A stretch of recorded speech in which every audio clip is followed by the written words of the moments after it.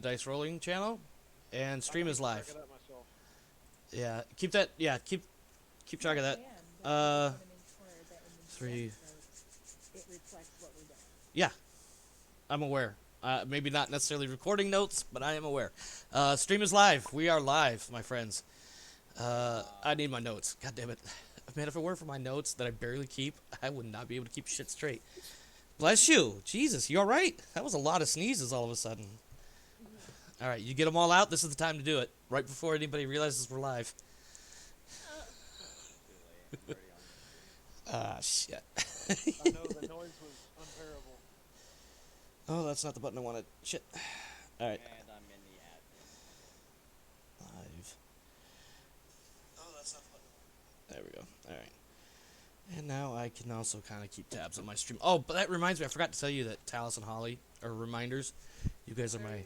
All right, good. You can tell Talis when he, whatever. All right, welcome, friends. Excuse me, Jesus Christ. Maybe I need to get the coughs out too. All right, there we go. Hey, in my defense, the state of Washington is like on fire right now. Oh, is it? Yeah, it's smoky as shit outside my front door. Uh, oh yeah. Welcome, my friends. Welcome back to the show. I am, of course, Omar Krieg, your host for the evening and game master for this game. Welcome to Blood and Glory, a Pendragon campaign, A Father's Pride, Episode 2. With me, as always, is some special friends. And some of them are really special. I'm referring more to... No, I'm actually referring to Talos because his Discord name on some places is Special Manatee. Not Discord, his gamer tag or whatever. Not... Yeah, anyway. Holly, why don't you go ahead and tell everybody a little bit about yourself? Not like, just not like all about you, but like, anything new and exciting for the last week or so? All I had was school. Did you have like a 12-hour day at work or something? Or did it just feel like 12 hours? It was only 8. Same difference. All right, Talis. Oh, I'm sorry. Go ahead. It's Yeah. Talis, what's new and exciting for you? Nothing. Nothing. It's really fucking hot where I live right now. Is it? It's going to like 50 not degrees. hot. It's like 70 fucking. Okay, in his defense, where he's at in the world, it's usually not that warm, but it's like year round. Yeah. Yeah, but yeah, No, it's fine. I just sweated my ass off biking to and from work today. that sounds like fun. Not really. Rev, 3.3 miles. 3.3. It was super cold here. It got down to 60 degrees. Oh my God, stop! Oh my God, stop! The self-proclaimed Texan. Rev, what's new in your world? Super excited. My girlfriend's back in town for a while. Nice. But like other than that, we've got a drop in temperature, so it hasn't been nearly as warm as it's been. I usually find that a bit of a relief when temperatures are down. But also, I don't know if you noticed, but I did say hi to Kite in Discord. It was in Pendragon General, I think, when you were talking about dinner. Oh, okay. I didn't know if she joined Discord or not. Well, I was saying it to you to tell to her because I was like, Also, Okay. hi, Kite. I'm not sure if she's here watching the stream or if she'll be a little bit late tonight. That's fine. That's fine. More the merrier. And lastly, Krista, what's new and exciting in your world?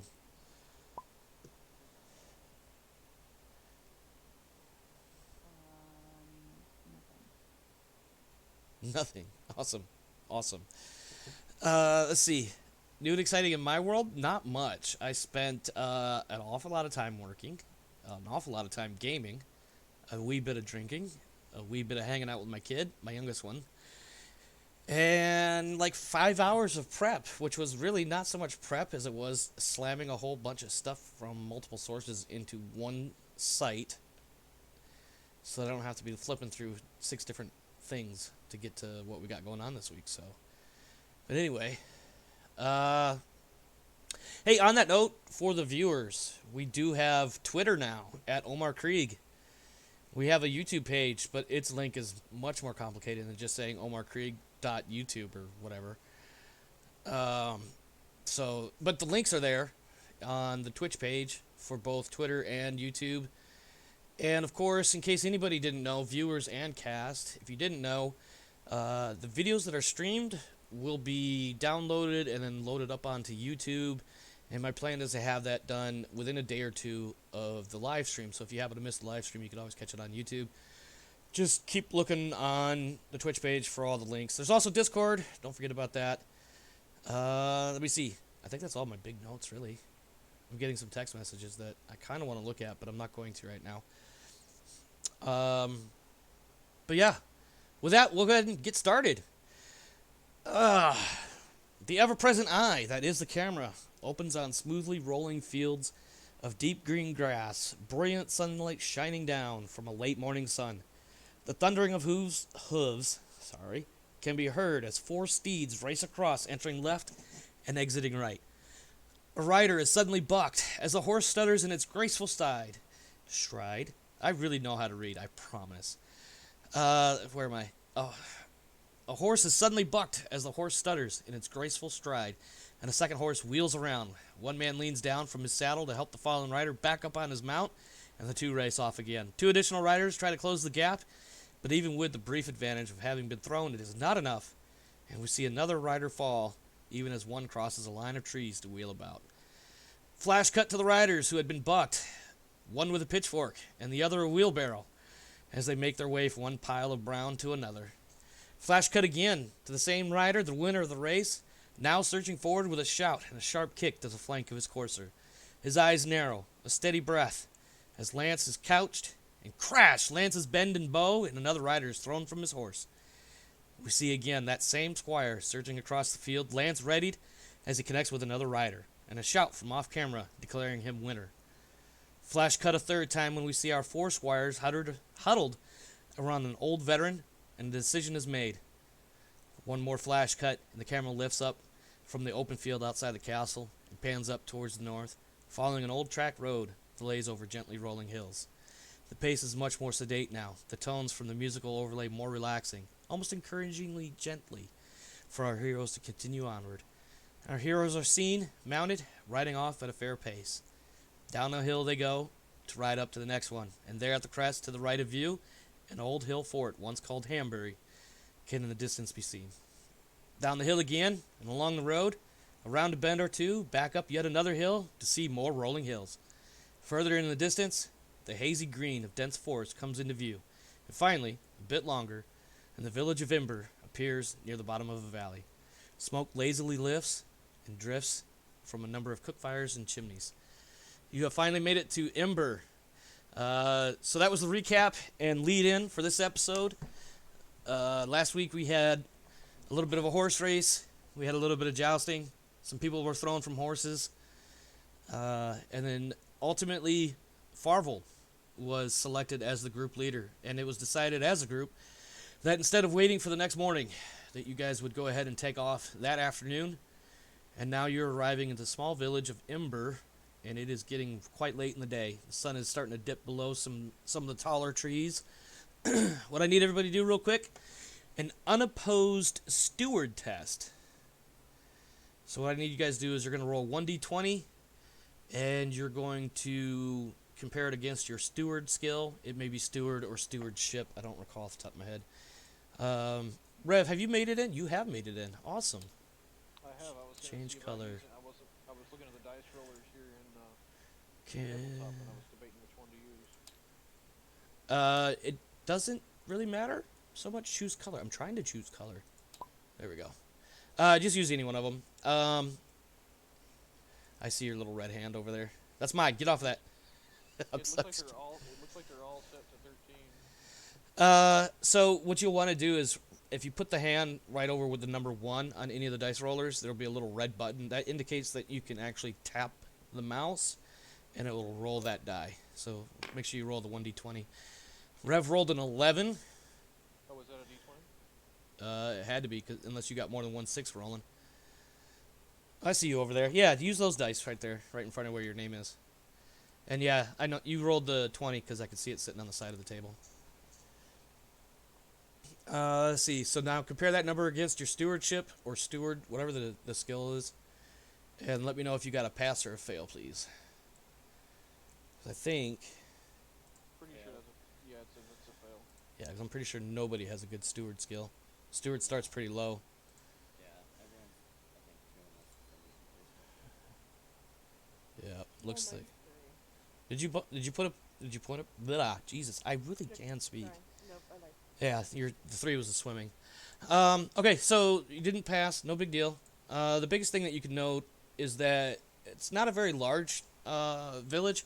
Like, there's a number of village buildings, like the different huts and whatnot. There's a small, teeny tiny little church looking thing. But the one thing you can note is that more or less all around the village are various tanning racks, skins being hung up to dry, things like that. If do you guys happen to remember? Does anybody know the name of the guy you were supposed to come and see here? like, no. Well, it doesn't matter because he's approaching your group as you ride up. It's an older guy, kind of thick, kind of what's the word I'm looking for? Barrel chested, but otherwise kind of thin. Old Like- guy. There you go. Somebody was taking notes. Awesome. Old Gar comes up. He meets you guys just as you're coming into the village proper. He's an old man of some girth, carries some energy about him, indicating he still has at least another decade of active life left in him. He's dressed in gray robes and sandals, carrying a large leather satchel on a belt run over his shoulder. His graying hair is long and generally unkempt, and weighed down by its own dirt and grime. Wow, I love my notes. Yeah. Once you guys are introduced, Gar is he's going to welcome you up warmly. He's actually kind of happy to see you guys. Probably kind of feels like that, we don't get many visitors out here, so hopefully you guys are here not to kill us, because otherwise I'm happy to see new people. Well, I mean, he's the local priest for that village and maybe, some other stuff nearby. What was the word? I was just going to say something. He does offer to let you guys come into his small home, and he offers up some barley porridge and onions and some water to drink. How does that make you guys feel? Welcome. I'm sorry. How does that make you guys feel that he's welcoming you? I feel welcomed. I'm sorry. And that's it. No, that's good. That's good. Anybody else got any comments or thoughts about this guy in the small village here? My feeling is How would this compare to the wealth and upkeep? Like, is it more rundown than what I'm used to as far as Oh, yeah. my Yeah. town? Or Yeah, it's definitely on the low end of we'll say financial prosperity. But not so much. Well, let me clarify. So it's not so much. Go ahead. I was gonna say, given that, I'm not turning my nose up at the fact that they bothered to provide porridge. Well, yeah. Well, let's see. So two things on that. The first one was what I was gonna say a second ago. Is like it's not so much that they're poor. It's just I guess you could say the local industry, which is tanning, isn't exactly a thriving Oh, God. industry, if that makes any sense. Like the actual process of taking skins and turning it into leather. Like, obviously the leather itself can be sold for a nice price, but you're in where the leather is being made. So it's almost like the equivalent of walking into the factory part of town. Like, it usually looks a little bit run down. The stuff they produce might be great, but Yeah. Also, go ahead. Also, out of over the table for anybody that's not aware, at this point in history, they basically tan leather with urine. So this place Yeah. smells amazing. Oh yeah. Yeah. That's not a joke. That's definitely a thing.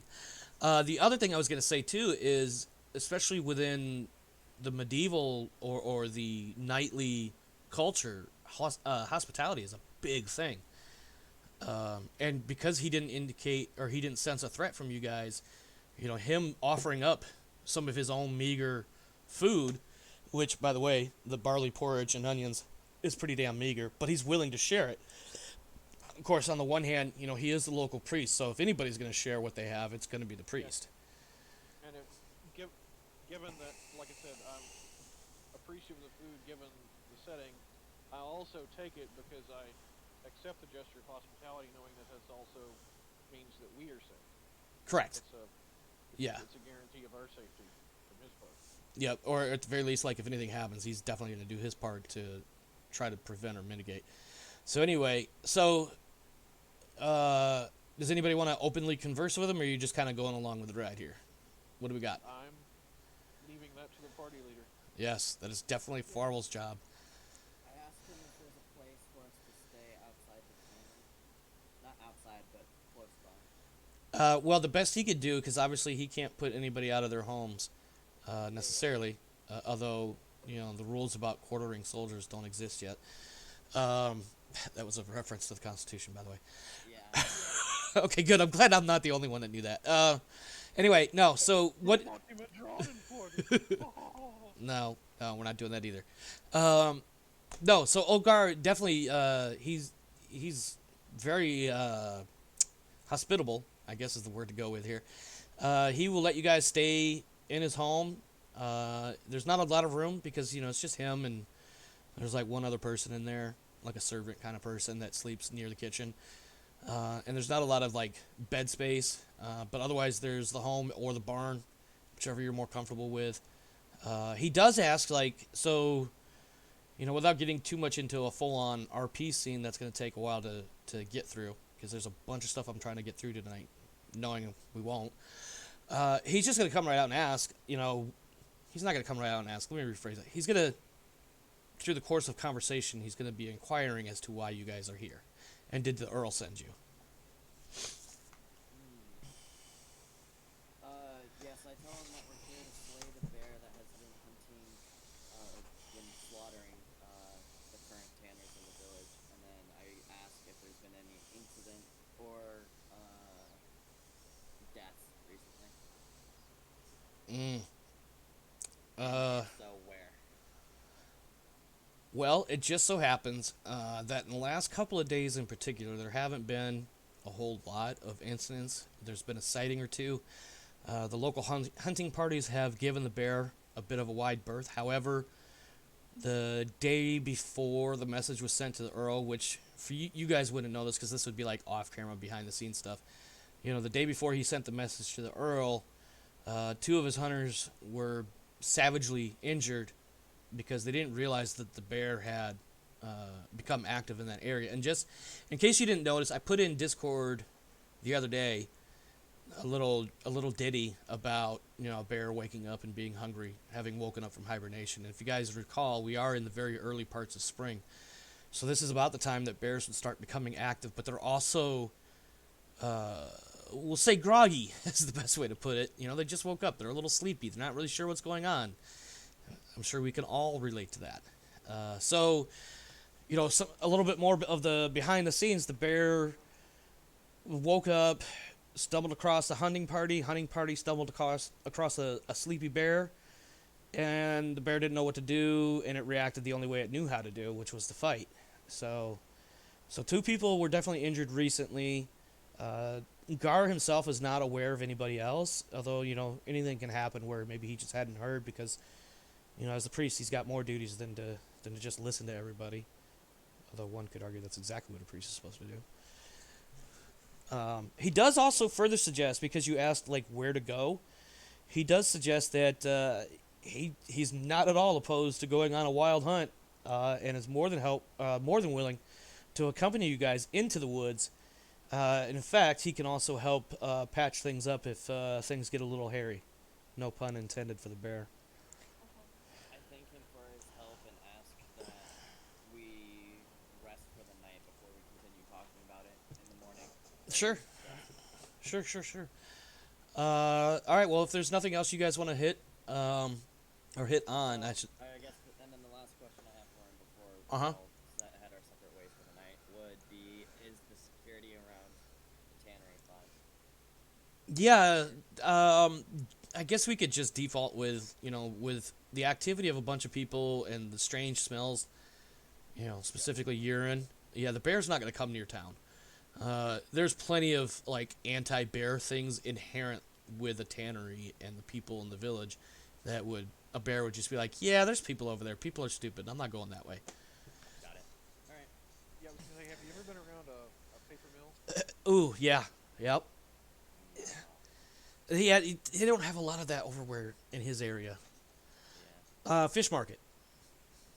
Oh. I mean, it's a different smell. Don't get me wrong, but you get the idea how that smell just permeates and Yeah. lingers.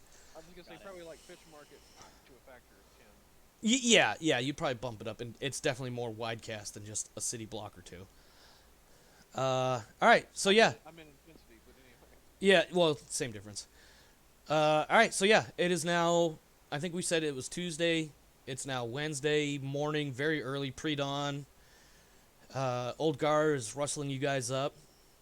Nothing special happens overnight, so if you guys wanted to do anything silly like posting guard or whatever, that's totally on you. Um, there's no need for it, of course. So yeah, he wakes you up.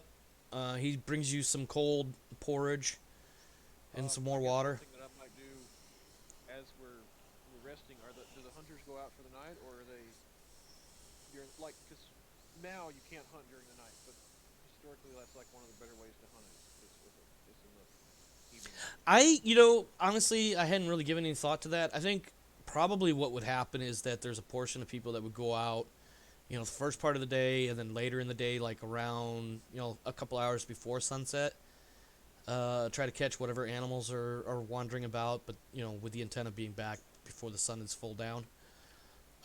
I'm not necessarily sure if that's the right answer as to what might have historically happened, but I feel like just generically, handful of hunters go out in the morning, come back late, mid to late afternoon. Handful of hunters go out mid to late afternoon, come back just after dark. Um, I would since you're trying to skip a lot of the RP, I would basically be trying to talk to the hunters and see if I could encourage them um, to form up into a supporting party.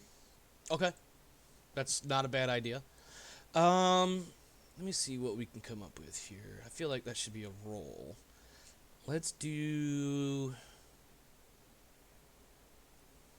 I mean, I was thinking like gather them all together in a bar or whatever, sort of give us, give them a little bit of a speech. Tell them, Yeah, they've had a couple of guys injured. We're here to help them, um, and I'm sure there's like some sort of watering hole or something. yeah, The early medieval village version of a water bottle or whatever. give a little speech, maybe try to rouse them into supporting us in the morning. Okay, give me let's do orate. I feel like that might be the closest to some sort of persuasion type thing. Uh, you could try to call on. You could try to call on. I'm sorry. Go ahead. I'm talking over I you. clicked on the dice roller thing and I keep forgetting that you're in here. Again, just put it over the. Oh, you rolled a 19. yeah. Yeah. So that's a fail. But I think it plays out kind of like, there's some people, nodding along, understanding where you're going with this, but then there's a bunch of people, I think, overall, at least amongst the people you've been able to gather to you, I feel like there's a bunch of people like, yeah, hunting the bear, I've got, like, legitimately, not like bullshit smokescreen, like, I've got a whole stack of hide over here I got to get through. Another guy's like, yeah, I'm not hunting bear, I'm hunting deer today. Something silly like that. I don't know if deer is necessarily a good thing to hunt in the early spring, but I feel like just generically, it just doesn't work out across. Have more spring in their step. Maybe, and if you were the lord of this manor, that's a possibility. But you're not. So yeah, so old Gar. I'm sorry. Humble, I could not have had a worse roll. No, no, that was pretty bad as far as that goes. Okay, so for the group, or maybe Farvel just wants to field this question himself. It's up to him how he handles it. Old Gar is offering to come along with you. He's even mentioned now this morning that he thinks he has a pretty good idea of where to start. Do you let him come with? Oh, yes, I do let him come. Okay, so he's gonna come. However, I do tell him that I want him to stay back in case we do see the bear and that he's only there to help with injuries. Okay, so should he leave his little spear and bow at home? He can bring his bow, but I don't want him on the front line at all. Okay. All right, that works. And then my next question, as we set off, and picture, if you will, the sun is starting to, just as you guys had arrived, as the sun was dipping below the very tallest trees, the sun is starting to rise above the tallest trees. Do you guys want to team up in any way? Do you guys want to go as a single group? Do you want to kind of work individually? There are a couple of hunters coming with you. Mostly dog handlers. Because I believe the book kind of assumed you guys would be bringing your own dogs, and I didn't make note of that. So we're just going to assume you've got, a pack of dogs. Otherwise, you probably have like a penalty. Speaking from a mechanical sense. But otherwise, what is the intent? And like, do you guys want to work together? Do you want to kind of spread out a little bit? I asked my teammates what are their thoughts in terms of how we should search for the bear and the general location that Olgar is leading us. Well, if If we have anyone has dogs, any. they should basically lead us right to the bear. In theory. As far as Essentially, we yeah. know. In theory. So then I am going to say that we stay as a group and we follow the dogs, but we keep a lookout for tracks. Okay. So the way this will work is you'll start off making a simple hunting roll, and that will be basically, did you find a trail that you can use? Now, because you guys are working as a single group, y'all need to figure out who it is that's going to be making that roll. It doesn't have to be Rev just because he's in tabletop. It can be one of the other people, one of the other crew. I offer But I would to now. the person to roll as I was taught how to hunt early on with my father before he died, as is a pastime favorite. Rev, that die needs to stay on the pad. That was so you actually have to move it to roll it. No. There's a couple of different ways. We're gonna interject just for a quick second. So, Sorry. nope, you're good. So, I just took your die. If you have it highlighted with your hand and hit R, it'll roll. Although I've heard previously that if you only hit R once, it only rotates on one axis. So usually what I do, or have been recommended, or have overheard, whatever, is smack R a few times. Now, if you have whatever die you put in the center of that pad, and you push the little red button when you hover over the 1, that's the die that'll be rolled, and then it'll pop up over right here where I'm dropping the die. Yeah. The plus and minus just changes the number of dice, and then there's a reset button in there somewhere. Clear, I think, actually. And then just make sure where it says report, I think it says report, or does it say print? I may actually Print. roll in dice rolling channel because all my rolls have been like 15 plus. You know what? I'm fine with it. When I roll tonight, I will be rolling in Tabletop Simulator. However, if you have any doubts as to whether or not I'm cheating, just wait for the time delay to catch up on the stream, and you'll see if I'm cheating or not. I won't be cheating, of course.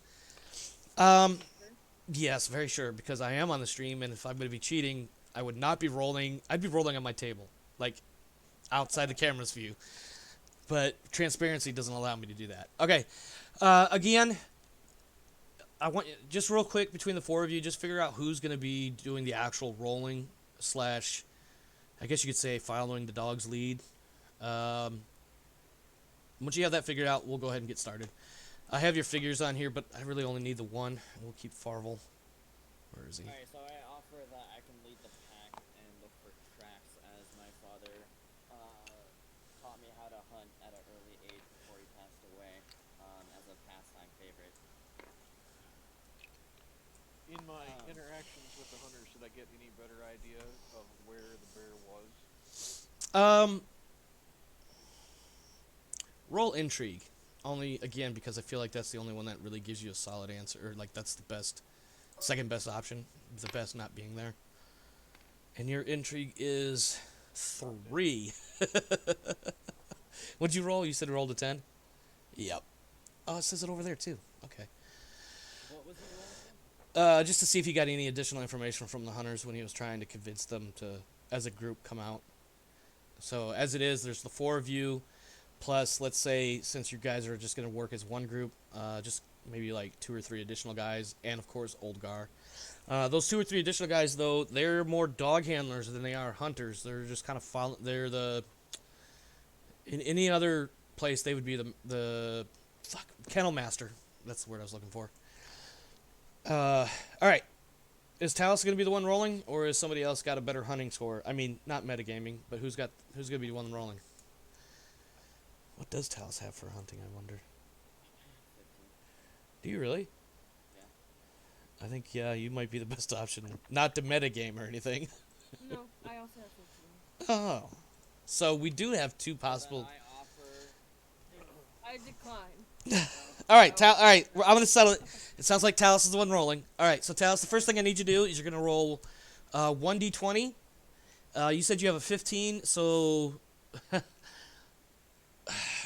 gotta look at my notes. I don't think I have anything specific for this part that needed to be rolled. Unopposed hunting. Yeah, never mind. You don't even need to roll. You're because of that +5 that you got from Old Gar. You're automatically gonna be on the board. So 1, 2, 3, 4. Okay.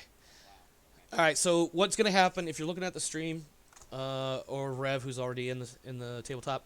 So we have, as you can see, horse on one side, bear on the other. Well, not horse, but you get it. You're going to be doing some rolling, and as you progress, you're going to be moving forward or backward.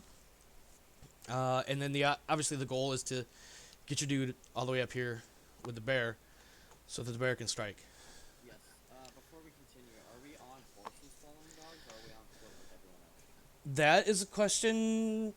You know what? You're on your horse, unless I'll put it this way: you're probably mounted, but it's up to you if you choose not to be. I would recommend being mounted, at least for the initial part, maybe. Yes. It's up to you guys, honestly. I don't have little figurines of you dudes, of you guys. Jesus Christ. I don't have figurines of you guys dismounted. Not yet. Okay. All right. So you have the you already did that part. So the next part is you're going to be making opposed hunting tests against the bear's avoidance. Based on the results, I need to open up the book so I can have that little table. Give me half a second here. 223. Based on how the rolls resolve, either you'll move forward or you won't. I don't want that. There we go. And then eventually you'll get closer and closer.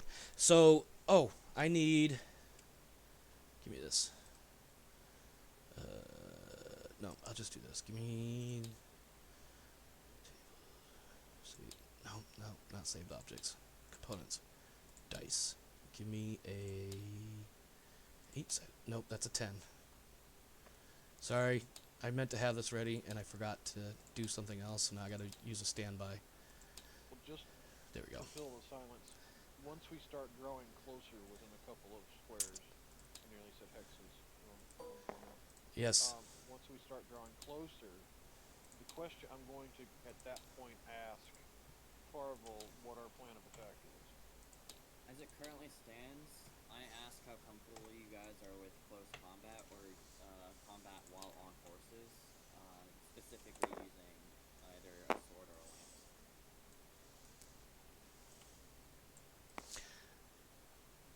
lance. In order, or excuse me, in reference to when you guys get close enough to start going for the kill, as it were, there is something of a process related to what we're doing with rolling to see if you're moving forward or not. So, it almost, yeah, it will resolve itself. Is probably the best way to put it. Okay, on the die or on the board, I have a 8-sided die. The number showing currently is 8, and that represents how many turns you have today. Essentially, there are 8 segments of time between now and when you need to get back to the village, in case you're...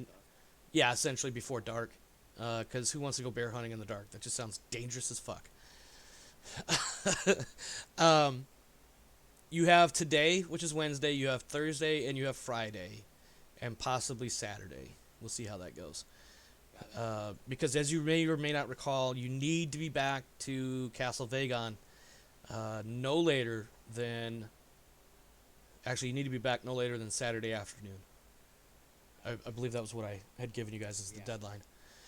All right, so every time we go through the sequence, I'm going to change the number. We get down to 1. So, Go ahead. just quickly, Mhm. you said Sunday afternoon. I meant Saturday afternoon is when you need to be back. Sunday is Easter. So, what I just said supersedes anything else that was inaccurate. Because my short-term memory... Accurate or inaccurate if you're going to change it later on.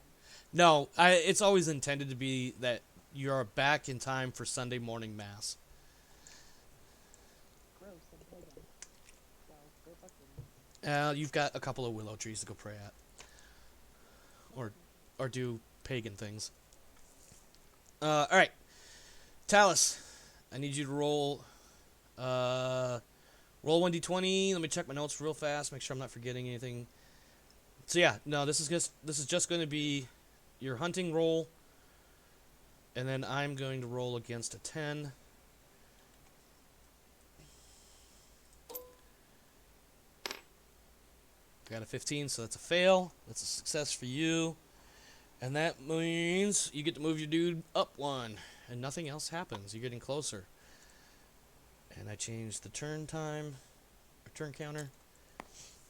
And so basically each turn represents you guys basically, tromping through the wood, mud, sticks, following the dogs, looking for bear poo, bear claw marks, things of that nature, anything that gets you closer. And that's what the role represents, is when you guys have successes.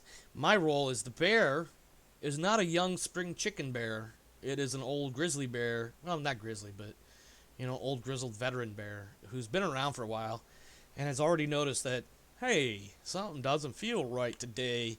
Think there's some man cub coming after me. That was about as good as it gets. There's no other bear impressions going on tonight. All right, Talos, go ahead and roll again, please. Unless somebody else is going to roll.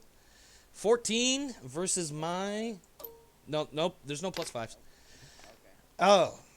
So, as you guys may or may not recall, in opposed tests, even though we both succeeded, Talos had the higher roll, so he wins. However, because we both won, he just won better. It's considered a partial success for this particular contest, and so there's no forward movement. In other words, you just stay right where you are on the board. It is now 6 rounds remaining for the day. Roll again, please. 5. That's a success for you. And I rolled a 12. That is a failure, so now you're going to move closer. And we update the turn count. Also, the bear would hear that other wildlife was reacting to more people. Oh yeah, absolutely. That's why the bear has this avoidance of 10. I still feel like I missed a note somewhere with that, because I feel like it was... No, it's avoidance 10. Okay. I just mean the bear wouldn't be like, I sense something different. Yeah, like, you know how wildlife reacts on other things reacting to other things reacting. So, subtle shift of wind, and it runs away. A twig snaps, it stares at you. Yeah. Another roll, please, Talos. Oh, Fumbleia. And my result is a fail, but it's not important. You fumble. So, what that means, all the way back to start. You lost your track, and it takes you the whole time of that segment to get yourself back on track. Also, I may point out, Old Gar, having watched you for a while and realized, about 10 minutes after you realized you had lost the trail, he recognizes the fact that you lost the trail and says, hey, maybe somebody else should take over for a little bit. Offer if Holly wants to take over tracking. I have a name. Yeah. No, I'm just kidding. I don't even know your name. I forgot. I was just going to say, her character's name is Harold. Is that what she's talking about? I feel like that's what she's talking about. Yeah. So is Harold going to roll a little bit? Since I'm proud, as a lot of pride. Uh-huh. Pride. Pride is the word. Will accept and will. Okay. So Farvel temporarily gets a reduction in pay grade and responsibilities. Damn. 1d20? Yep, 1d20. No bonuses. Against, you had a 15, correct? Wait. Yes. Of hunting? Yes. Yeah, hunting 15. She got a 1. Nice. Let me see what I get. I have a 3, so that's a success for me. What I need you to do now, so here's what happens. We're supposed to move the pursuit marker, which is the horsey dude here. I'm supposed to move it back 1 box, but you're already back at start, essentially. Nope. Hold on. I'm almost there.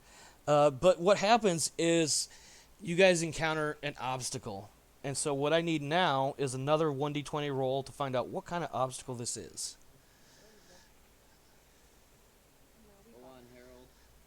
Harold. You never stop. What did you send 7. him to do? All right. Oh, this is awesome. All right, who Awesome for you. this is awesome in that, like, I'm just picturing, so you guys are all mounted, correct? Everybody's on a horse? Okay.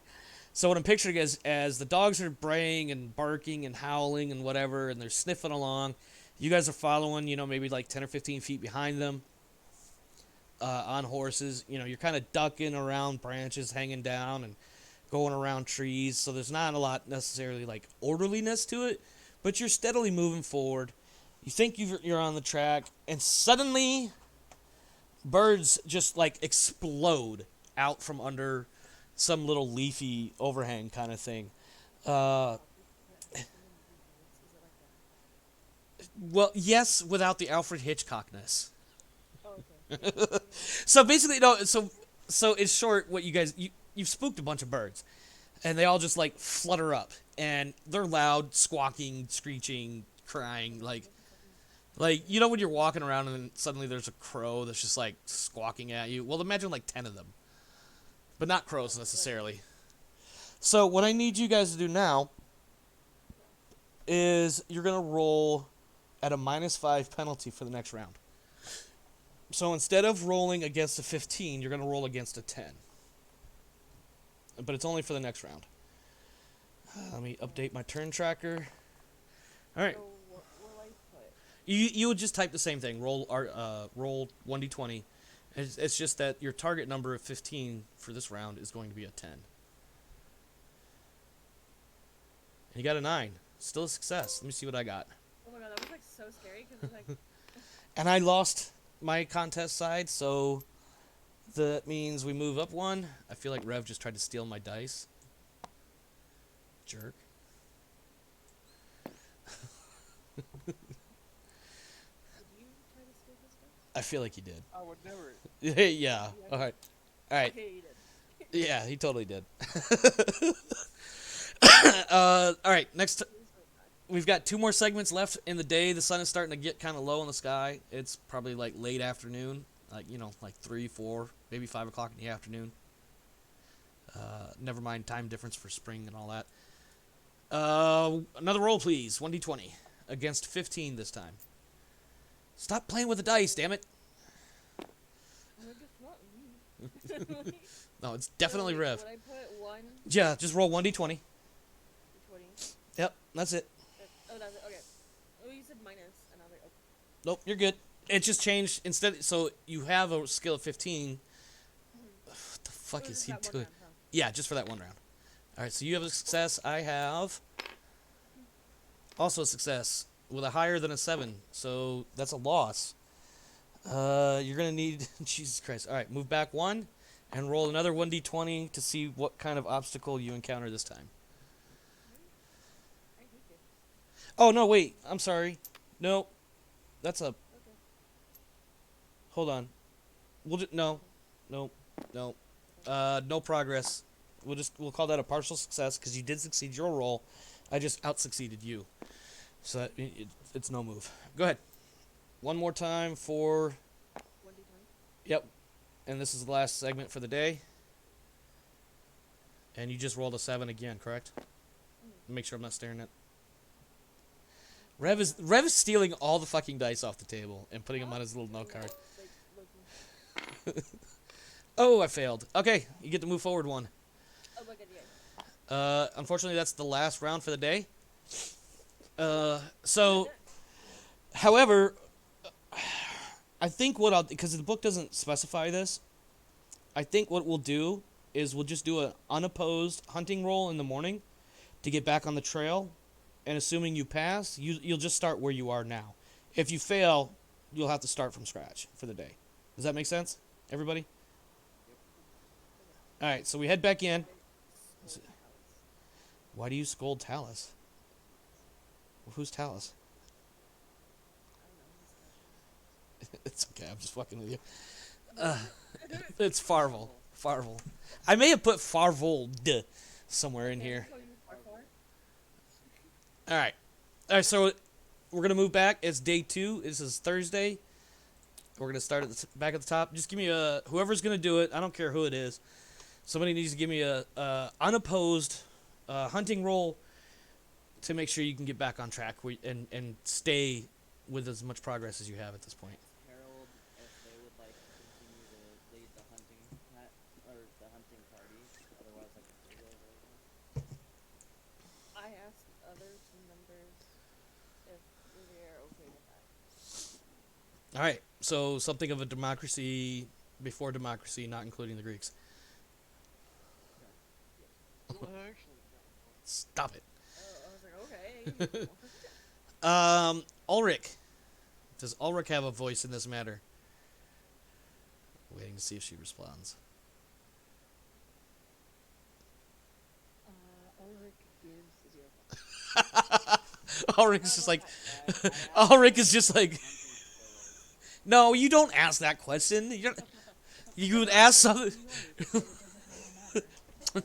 Ulrich is just like, listen, I'm just on a nature hike until the bear shows up. Then I'll do all the stabby pokey things.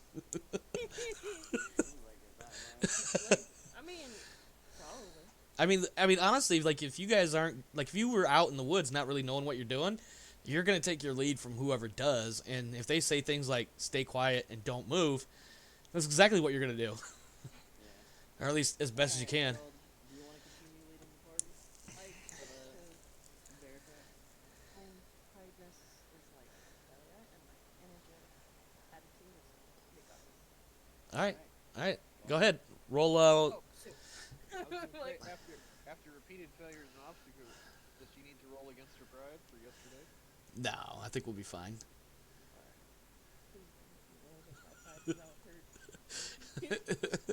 All right, yeah, just a regular 1d20 pass or fail. That is a fumble. I hate this game. Okay, I'm gonna give you guys a moment because here's what happens. When you guys wake up in the morning and you break your fast, you get your gear on. On that note, you're not gonna be wearing your full plate mail, or you don't have plate mail, but you're not gonna be wearing your full armored accoutrement. You'll probably be wearing like riding leathers. You've got your sword and spears and bows and whatever the hell, but you're probably not gonna be traipsing through the forest hunting a bear wearing all of your gear because it's loud and clinky and just cumbersome. Actually, Shush. On that note, I need to double check armor values for leather real fast. But what I'm also imagining is where the hell is armor in here? Brev, you got the PD? I have a question for you really quickly. Is there any way that I can use my awareness to see where the animals are avoiding, like where they're running away from, outside of where they're running away from us? If there's a specific area that's I don't know if that would be a thing that you could figure out as you're traipsing through the forest. I was thinking, I thought that would be just a part of your natural hunting and tracking. Yeah, and then there's that too. Rev, can you do me a favor? I forget exactly where it is in the book. Probably in combat, the chapter for combat, which is chapter 6. It should list the armor values for the different types of armor. If you could look that up for me while I continue running the show, instead of stealing all my dice. What day are we on right now? This is day 2. This is Thursday. All right, so what I'm picturing happening here, and if anybody feels like adding or adjusting this, you guys wake up in the morning and everybody felt like they had a good idea of how to get back to where they were with minimal effort, but when you went out to go back to where you were, something's different. Like it just doesn't feel right, and then you realize somewhere you turned left when you should have turned right, or something stupid like that. So I need whoever's going to do the roll, and maybe this is time for changing out who's leading the group. But I do need an unopposed hunting roll to get back on track. I offer to continue.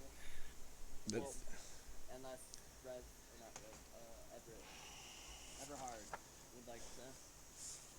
Well, take charge. Everhart would actually, knowing that they're fighting a bear who's actually mauled people, strap-down chainmail isn't going to make any more noise than a horse with tack.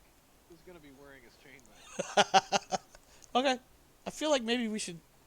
You know what? We'll figure that out when we get there. It's coming though. Alright, then I guess I pick up the trail again. Or will attempt to. All right. Give me a unopposed hunting test, please. 1d20? Yep. Oh, there it is. Page 139. 17. That sounds like a failure. You know what I forgot to do too? Yeah. Forgot to set up your guys' reroll options. So you can reroll that. Any I will. any earlier missed options. Yeah, hold on. Let me get my little matrix set up here. 1, 2, 3, 1, 2, 3, 2, 3, 1, 2, 3. Talos, you are re-rolling, correct? Yes. All right, re-roll it. Let's see what I you see got. where horse armor is in the My quick look before I got back into paying attention to the rolls was page 139 of the book, which is going to be plus or minus PDF. I see knightly equipment on 202. One what? 139. It's in the combat chapter, which is chapter 6. All right, you guys are back on the trail. Give me opposed hunting rolls now. It'll still be the same thing for you. I just rolled my stuff. 13. Nice. Against my 14, which is a failure, that means you move up to there. And we change this to that. All right. Yeah, whenever you're ready. Go ahead. I got a 12. Oh, you rolled a 12, so that's another success.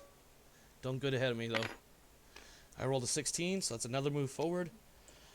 And suddenly, this stretch of woods looks familiar, because that creek right there, you swear to God you were here yesterday. I have the table. Okay. Just keep that in reference for the moment, for when we get to combat. Did you go past the bear? Can we go past the bear? No. The bear is actively trying to avoid you. Is that... Yeah, hiding, watching which way you go, so when you zag, it's going to zig. Okay. I got to update this, sorry.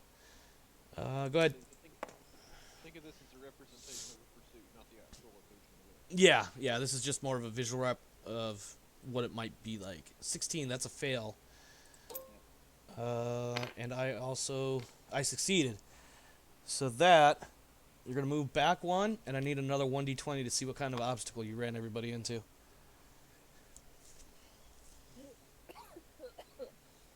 Ten. Alright. Jesus, Holly, you good? No idea what will happen. I don't know either. You good over there? Sounds like the obstacle she ran into was a weight obstacle. That's entirely possible. So, once again, you flushed out some birds. A whole bunch of them screaming and cawing at you. As they were... Clawing? What the bear is screaming at? Yeah. Huh? Clawing or cawing? Cawing. Like, caw. Yeah, cawing. Yeah, cawing. I heard clawing. No, it's fine. Sometimes I jumble my words if you haven't noticed. So, Talos, your next hunting roll will be at a -5. So instead of 15, you'll need to roll a 10 or lower. Go ahead and roll when you're ready. 6 against my 19. You move on up. And I update the turn count. Can the bear fumble? Yeah, I can, but it doesn't affect anything. All right, roll again. This is against a 15, so that's a success. Against my 2, also a success. However, you have the better success. So, but no progress. Still on the trail, though. All right, it is now early afternoon. Where did that 18 come from? You got ahead of me? Me rolling pretty advanced. I'll use a dice roll to cancel one of my rerolls. Yep. Go ahead. Reroll that. You have one reroll option remaining. Yep. Oh my God! A fumble. Okay, yeah, you totally lost the fucking trail. Whatever your dogs thought they had, they don't have. Wow. Oh, I just saw it. I was like, what do you? Wait, hold on. Oh, I don't. okay. Yeah, yeah, The bear is actively using streams to camouflage its scent. yeah. Yeah. The bear is actually watching you guys, laughing its ass off right now. Bear is watching this your Twitch stream, I and shake my The bear's watching my stream. Bear is watching It's a your stream stream as sniping well. bear. Yeah. Yes. All right. I need a unopposed hunting roll to get back on the trail. Who is actually gonna roll this? Are we gonna let fucking? I'm sorry. Are we gonna let Farwell continue this menagerie? No, I I shake my step head in in. shame and tell Harold to take over. I step in and take over that role and give him what's it? A muggy A mean mug. A mean mug. Yeah. A significant PC glance is a term that has been used previously in other streams. So roll 1d20. Yeah, just regular 1d20. Need a 15 or better, or 15 or lower to get back on the trail. Nope. Oof. Nope. Keep beating the bushes until you figure it out. Okay, fine. I'll roll the dice. Okay, let me see what your hunting score is. Harold, let's. What? There's. He So scored like 18. He's been eyed it the whole time. no, she has a 2. Cool. It didn't Hold even on. matter. Hold on. You have a 2? Yeah, but you know what? You know how that happens when you're just like, listen, we're not getting any fucking where, and I feel like you guys have been doing this all wrong all day. But you yourself, having just said that, still don't know shit about hunting, and you go out there, and one of two things is going to happen. It's going to be a stunning success, or you're going to make everything worse. And more often than not, you just make everything worse. You guys have only an hour or two left in the afternoon before you need to start heading back, and you still have not reclaimed this trail. Let me put it this. I'll throw this out there. So, Holly, well, you can't roll because your turn's already been superseded there.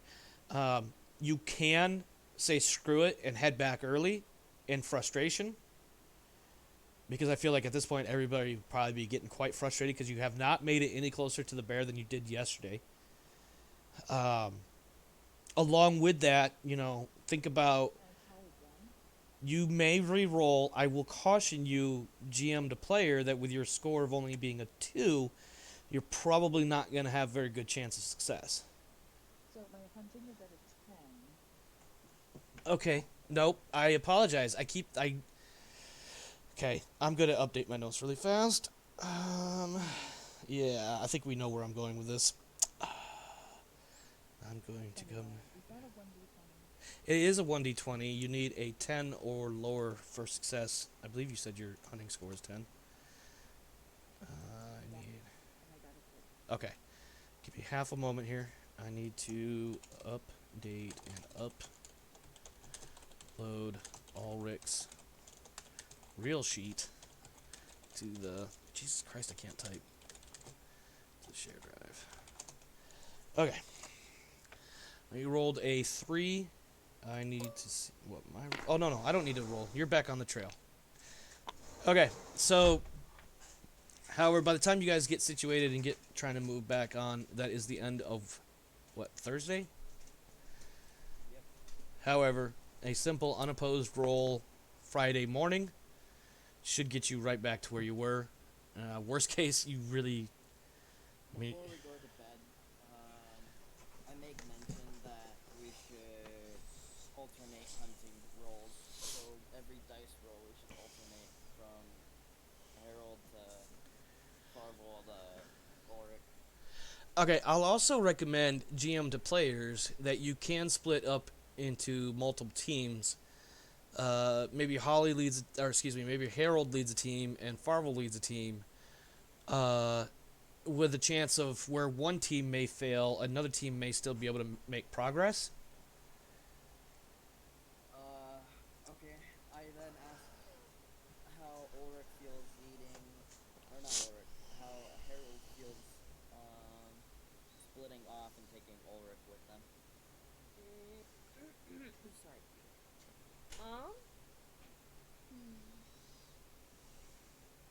I'm going to be honest and say no. We need to stick together just in case. It's better in the That's a fair point. Yeah, I will. because if I'm two sorry. people, like, I would, at this point, I would step in and say, even if two people find the bear, um, quick shout or a blow on the horn is going to quickly lead the others to the location. And I'll agree with that. And I'll tell you as the GM that if you guys do split like that, basically what I would do is probably no more than 1 or 2 melee rounds before the other group is caught up. And that would be like, if you're all the way at the beginning of this board, then it would take you 2 melee rounds before you would catch up. If you're like a square or two away, then you're there on the second melee round. If you're only a single square away, you'd be there, the same round essentially. As a GM, I would recommend splitting the team just to kind of try to mitigate some of these failures and setbacks that you guys are having. Based on the fact that you have Friday, and you don't know what's going to happen Saturday, but you know you need to be back to Castle Vagon tomorrow afternoon. Correct. So, splitting up. Knowing this information, I still ask Ulrich if you would like to split up and try our luck. Now, the person we're working with, what is his title? Gar, he's just the local priest. Does the local priest have any books in Latin? Probably, maybe. I don't know. I never determined if he was literate or not. No. I mean, Okay. theoretically he should be, but you know how that can go when you're this deep in the woods. Well, if he has any books, I'm gonna ask what he has and basically spend a small amount of time reading. Oh, you're talking about in the evening before setting back out in the morning? Yeah. Well, short answer, he's, obviously he's got the Bible.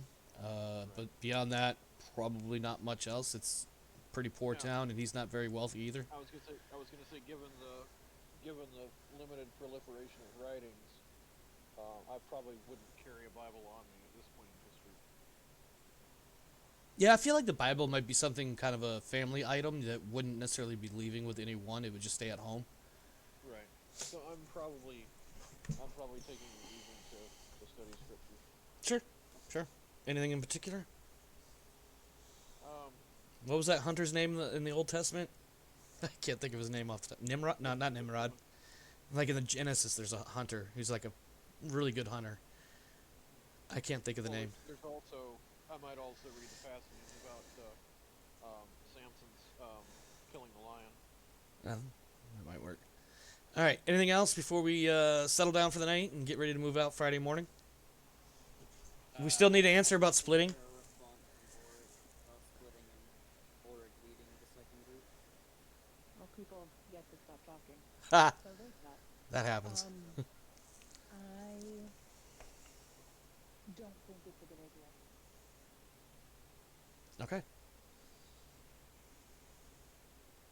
All right. So the consensus I'm getting is essentially 2 against, 1 for splitting. I guess across the board, I think the safe answer is you guys are going to just stay as a group. Is that what I'm getting then? Hold on. Harold, yes or no, or yay or nay on splitting? nay. I'm gonna speak up and say you're the party leader. If you want them to go another direction, you've got to make the call.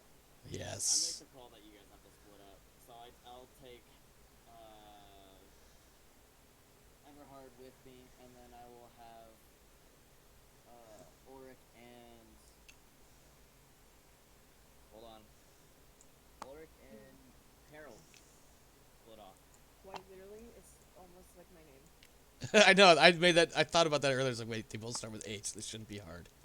I don't. Like, Okay. It should not be hard. That's kind of why I did this. Yes. Yeah. All right. Oh my god, Harry Styles. Sorry. So, how does Ulrich feel about being told to split up and team up with Harold? I mean, It is what it is. Okay. All right. we have that call. Harold, same thing more or less.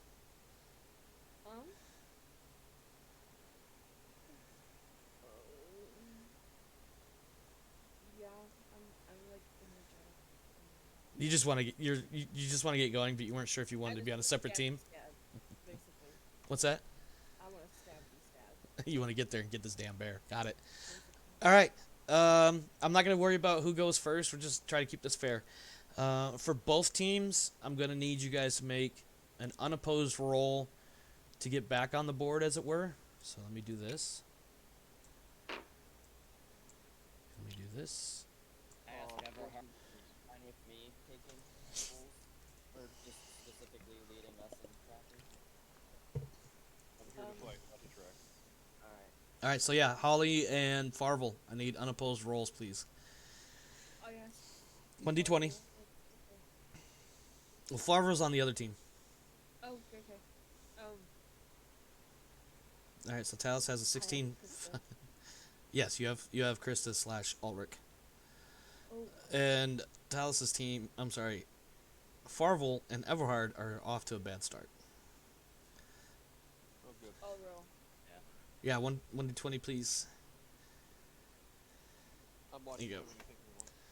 I didn't see the roll. I was like, oh. Yeah. Yeah, it's gonna be an interesting one. Okay. Alright, so that takes care of the first round there.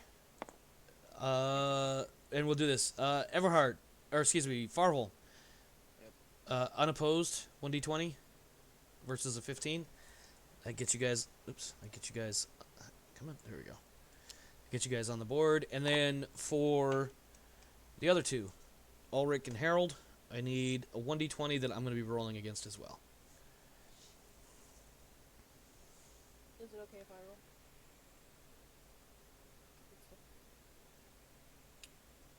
Stop it, Rev. Yeah, it doesn't matter. Leave him there. It was a misclick, sorry. Uh-huh. All right, 11. So that's a success. Against my 13 is a failure. You guys go ahead and move up. And now it is turn 6. I'm going to bring this over a little bit so I can do that and not be so off-center. I'm going to put this guy right here in the middle. Oops. All right. Farvel and Eberhard opposed hunting. You rolled that 3 just now? Okay. Yeah. Sorry. I was double checking the timestamp on it. I can watch the dice rolling channel if you Fine. want to focus on it a little bit. Nope, we're good. I got Discord in one channel and I got tabletop in the other with all the other things minimized. So I just gotta. I was double checking the timestamp to make sure I hadn't missed anything. All right, you guys move up one. And the other two. I'm trying to remember character names. My brain is trying to shut down. Harold and Ulrich. I need your opposed hunting roll, please.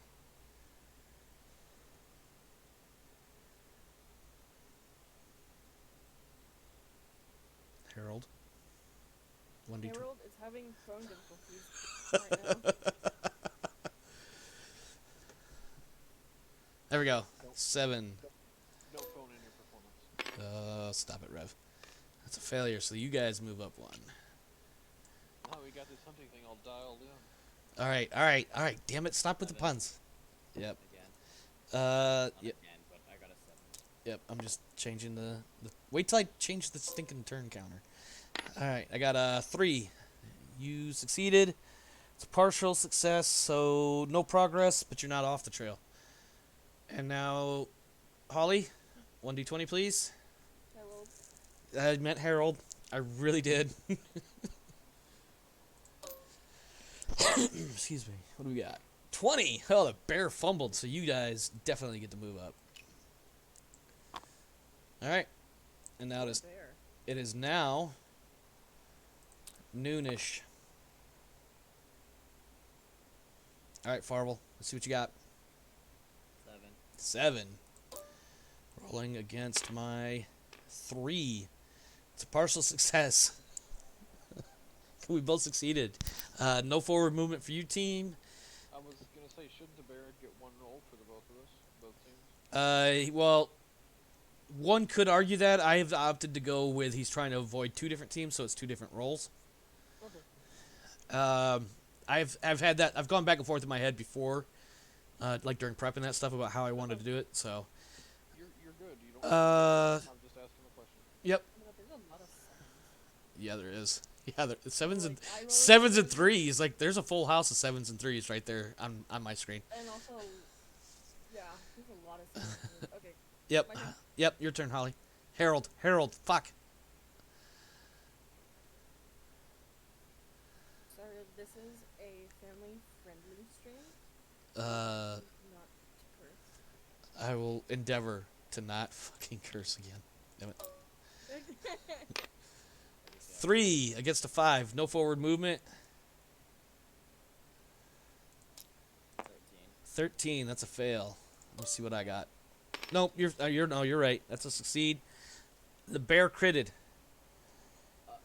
The bear rolled a 10 against your success. 13. So I'm trying to figure out how to resolve that. I think we'll just call that. Well, that's no different than a partial success. Yeah. Ultimately, yeah. Since there's nothing special about if the bear crits, we'll just call that a partial. And again, no forward movement for you. Which of the character sheet does the bear get to check off? It would be the skill avoidance. How much glory did it earn? It would have earned 10 glory, but hopefully you guys kill the bastard, so it doesn't matter.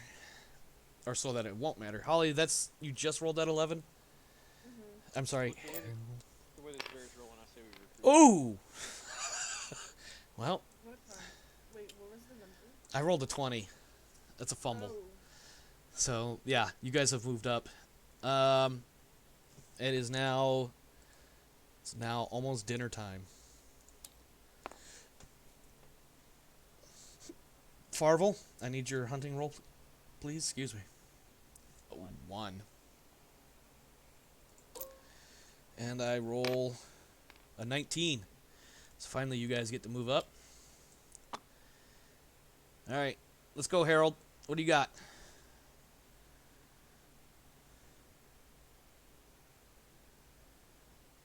Oops, not 2. Yeah, only roll 1 d20, please. 10. I'm scared. And I roll another crit. And against a 10, but it's a crit for the bear. Yeah, so what we'll... Dang, that bear would... Yeah, here's what we'll do. No, you got an obstacle. You got to roll obstacles. I got to knock you back 1. And I need you to roll 1d20 to see what kind of obstacles you guys come across.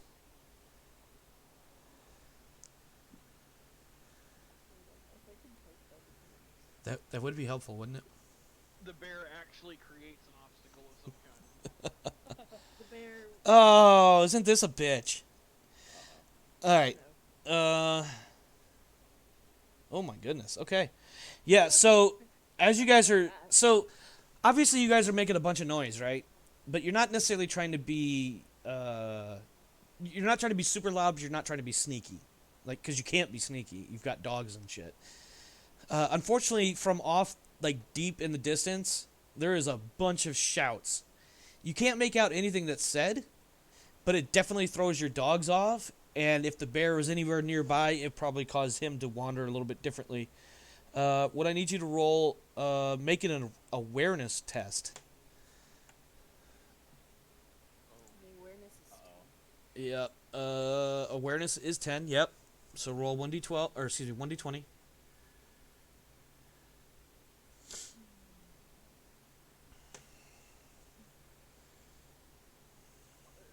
Ooh.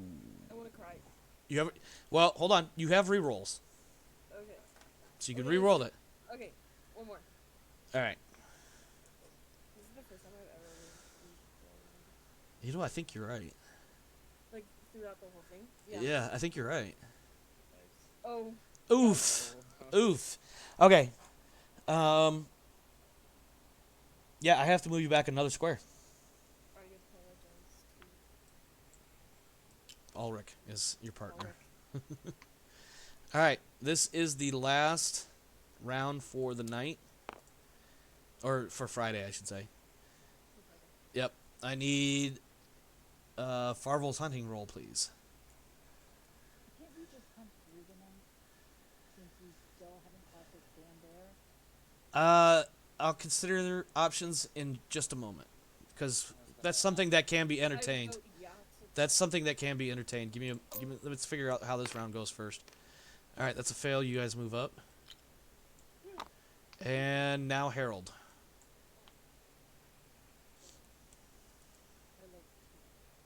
Uh-huh. Can T roll, please? Sorry. 12. That is a success against my 15. You guys also move up. Put that dice back. Red thinks he's being sneaky. That's the funny part. Wait, is the red? Yeah, the red hand is his. Oh, I thought that was you. No, I'm the black hand. Oh, okay. No, put that back. God damn it, Rev. I hope you know. I'm gonna be like messing with it too. I know. I'm well aware. That's okay. Because I'm pretty sure... If I can find... There it is. I'm pretty sure that will supersede it. Okay. That was the last session or what have you. Why is there a letter T over here in red? Oh, he changed his cursor. Okay. All right. Okay, I need to stay focused here. Stop it, Reb. Here's what I propose. If you hunt at night, you're going to have a -5 penalty because it's dark as shit. That penalty will continue into the combat round should you happen to find the bear.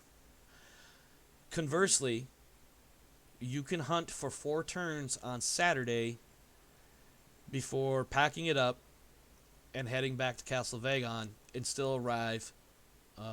Basically, you would arrive Saturday, like say 7 or 8 o'clock in the evening. Alright, so I have a question. Uh-huh. A follow-up question to that. What is the penalty of us returning without having killed the bear? That's an answer I have to give you in character. Alright, so knowing that we have a penalty, I asked everyone if they would like to do one more. We would essentially track the bear early night until about midnight, so about 2 more rolls. Okay. And then pick up early again in the morning just before sunset. How does everyone sound? Can you say it one more time? I wasn't paying attention. I was asking You mean essentially if we sunrise wanted to in the morning? early before sunrise just a little bit so that we can get a head start. So rest tonight and get extra time tomorrow. No, he wants to keep hunting for another round or 2. Yes, and then specifically only tracking. Wait, hold on. Let me ask. You said specifically only tracking. Yeah. So if you found the bear, I guess, you would just be like, well, we found the bear, but we're going to go home. It's dark. We're tired. yes, we would wait until tomorrow and then pick up where we left off very early morning. How does everyone sound? How does that sound? Has any of us encountered the bear's lair? Well, During I don't this? think it would technically So- have a lair if it just woke up from the no, it would have a lair. It would have hibernated in its lair. And it has since woken up and probably not, maybe not using it as a lair at this point. However, I'll point this out. I realize the board is an abstract representation of your guys' progress. However, you are theoretically something close to the bear. So the option of continuing until midnight is a valid option, minus, of course, the penalties. In the morning, if you wanted to try to hunt from sunup until about midday, it would take a regular unopposed hunting roll to get back on track. You have rerolls, and nobody, and I meant to mention this, but I may not have, but you also have passions upon which to call that give you bonuses to some of your rolls. So, ultimately, the choice is up to you guys what you want to do at this point. I would also want to point out that your character should be feeling some sort of anxiety/pressure, knowing that the task given to you is about to fail. So keep that in mind when you are deciding for your character what they want to do, to include, if necessary, rolling on your traits to see what... If it comes to going back on Sunday, I would say that the priest is perfectly capable of giving Easter Mass for me, and that if I can't go back with my first task for becoming a knight completed, I'm not going back. To that, I want to point out the.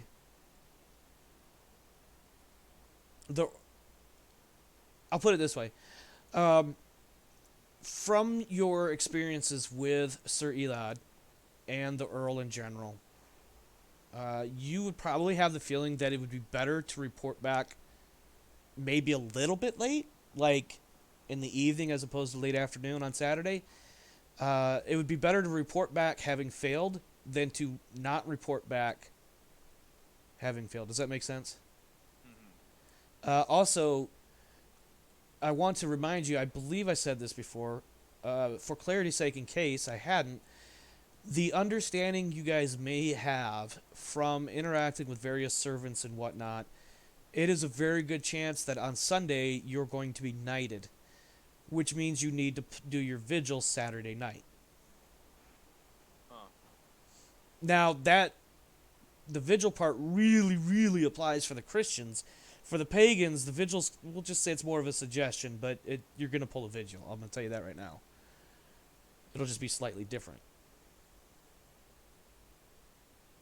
So, what I'm looking at is whether or not you guys go a little bit later into the night, and or starting early in the morning, or starting early in the morning and getting back to Castle Vagon probably around 7 or 8 o'clock at night, a little bit later than originally intended, but another chance to catch the bear. I would say later than intended. Get a full day's hunt tomorrow. Well, the most you'll get is until noon, so you'll have 4 turns. So here's what you can get. I'm gonna let you guys. I'm sorry. Turns tomorrow, or how many turns tonight? You could do both. You can do 2 turns tonight. Oh. That'll take you up to midnight. But I feel like, unless you guys really wanted to keep going overnight, I feel like somebody's going to have to make some sort of OSHA standard safety call to keep going. You know, given how dark it is and everybody being tired and all that shit. But anyway, two rounds tonight and 4 tomorrow. I would vote for keep going tonight then. Yeah. I would keep going. It's not an either or, for the record. You could do both. Right. Yeah, both. So we're hunting 2 more rounds tonight till midnight today, and then tomorrow morning we're picking it up where we left off. But the decision for tomorrow is made tomorrow. The decision for tonight is being made now. Yes, then tonight we're hunting for 2 more hours. Okay. Alright, I'm going to set the counter back to 2. I need hunting rolls from Farvel. Now earlier Farval said I'm re-rolling, and he said you've only got 1 left, but I don't remember him re-rolling before that. He did. He re-rolled, yeah. Ooh, you want to re-roll that one and take all your rolls for the night? For the session? Nope. Okay. I'm going to re-roll here. That is a success. That means you failed. That means you get... Yep, move back, and I need a 1d20 to see what kind of obstacle you ran into in the middle of the night. So, one more 1d20, please. 14. There's more men shouting somewhere in the middle of the night. It even sounds kind of angry, but you really can't make out anything that is said. That's also going to knock you back another square. Actually, I would mention this point that we've been hearing angry men shouting in the forest, and that doesn't seem right. Perhaps there's a bigger threat, bandits or whatnot, that should be investigated above a bear. I will tell you as a GM. Wanna roll my awareness question mark? Hold on, I'm going to answer that in the GM mode. Fair question, fair point to consider. I have no material prepped for any sort of bandit thing. These are just the obstacles you're rolling is literally men shouting, and I'm trying to contextualize it into what is actually happening. Now, in character, that would definitely be like, oh, I wonder if those are bandits. That's a definitely valid thing. On that note, Harold, I need your 1d20, please. Also, reminder. For what? Ooh, Oh, did you just roll that 3? Nice. We need to find out what their heraldry is. Oh, stop it. Stop it. Stop haha, it. okay. 9. You know what? Since I'm giving you guys a -5, I feel like the bear would get a -5. Not necessarily because it's dark, but maybe because he's tired and doesn't want to keep fucking trying to evade you. Doing bear things. No, Yeah. I would say the bear at nighttime would have +5. No. Well, Thinking more about exhaustion. yeah, I think. I mean, it's not necessarily like a constant active evading so much as is you guys have been constantly actively hunting it. But I feel like with it, knowing that people are getting closer and closer, kind of has to keep kind of like, should I move? Nah, I can wait a little bit. Nah, now I gotta move. Like that process repeating throughout the day, it's kind of disrupting the bear. So I'm gonna apply that -5 to the bear as well. So I just rolled a 9, which is a failure, which means you guys are now one step closer to the bear, and it is now going on midnight.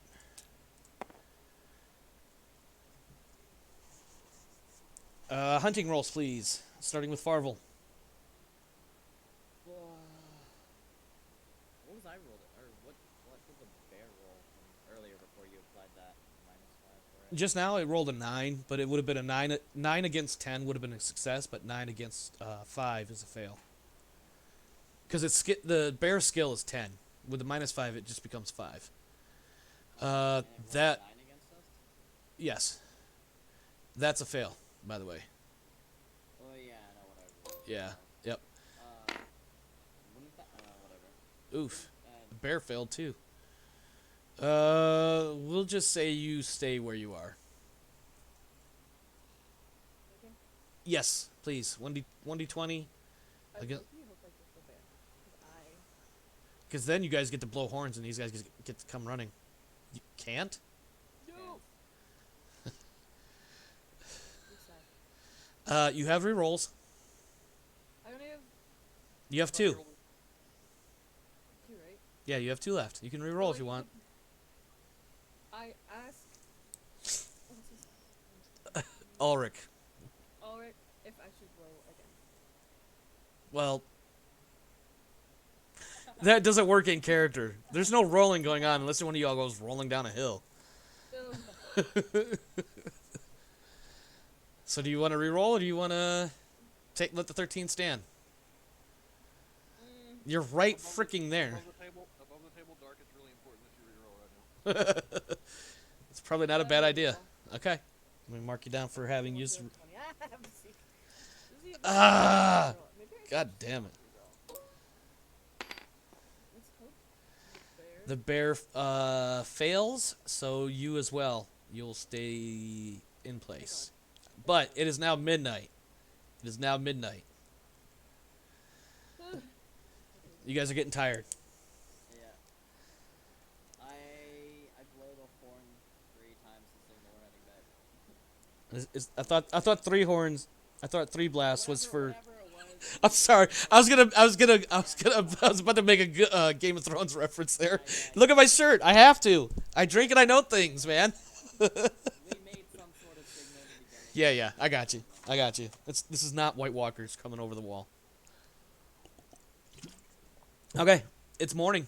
Unless anybody wants to do anything, it is literally just shy of sunrise. If there's anything you guys want to do overnight, I strongly recommend just going to bed. I know a couple of you all have some high energy, or energetic or whatever the hell it is. Oh yeah. Now, me knowing that stress and stuff is getting to me, I fall asleep silently. Okay. All right. On that note, I need unopposed rolls to get back to where you guys were the night before.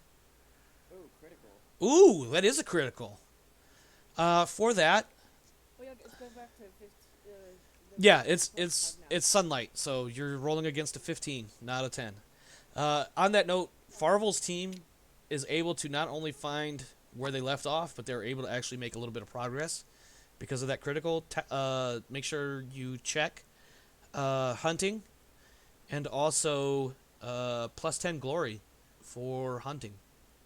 Hunting critical, I should say. And then, Harold, when you're ready, I need your unopposed 1d20.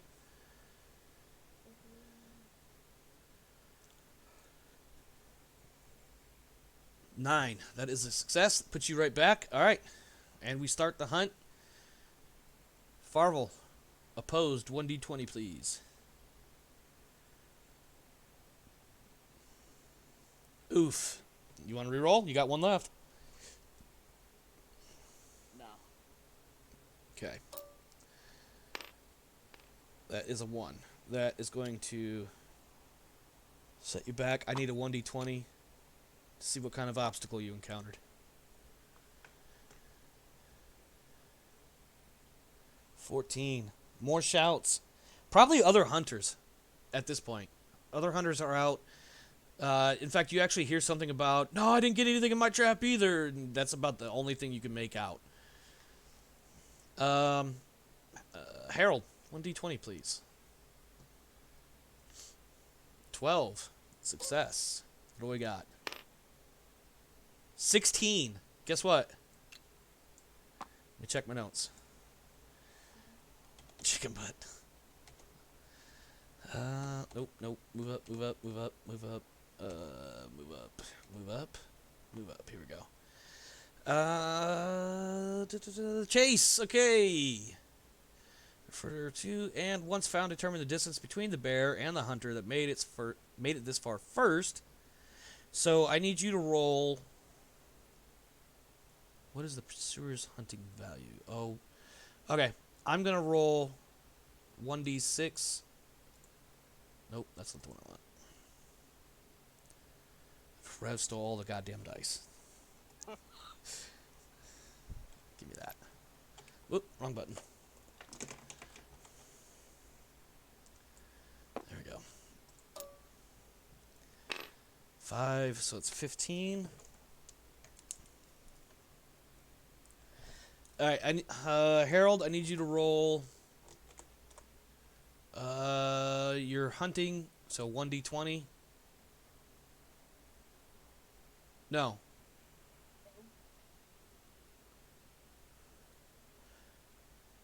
Yeah, well, I'll take that one. That'll work. You have... come on. There we go. So, you and Ulrich are now 14 yards away from the bear. You see the bear. Huh? Yes, you see the bear. The bear currently isn't really looking at you. It does not seem to know that it is close to its demise. So here's what you can do. You can attempt to close the melee range. What horse are you riding? Are you? I'm assuming you're on your Rouncy. I don't imagine you'd be traipsing through the woods hunting a bear with your war horse. Yeah, I was a Ramsey. Okay. And if I'm not mistaken, your movement rate on the Rouncy is 6. Yes. Okay, so what that means is you can close the distance from 14 to 8. However, you have a bow skill. I do not have a bow skill. I thought you did. I have a bow skill. Shit. Okay, well, you have a spear, and you are carrying your spears. Both, in Ulrich fact, them? yeah, Ulrich is with him. Olgar, the Prius. The priest? What is he? Priest. He's an electric car? Yes, the electric car. Sorry. Here's the way the bar. Yeah, sorry. We never did determine which group Old Gar is with. So here's what I'm going to do. I'm just going to... I'm just going to roll 1d6. Even, he's with... This is I easy. was going to say, since the other group did so much better, even. likely the experienced person from the woods is with them.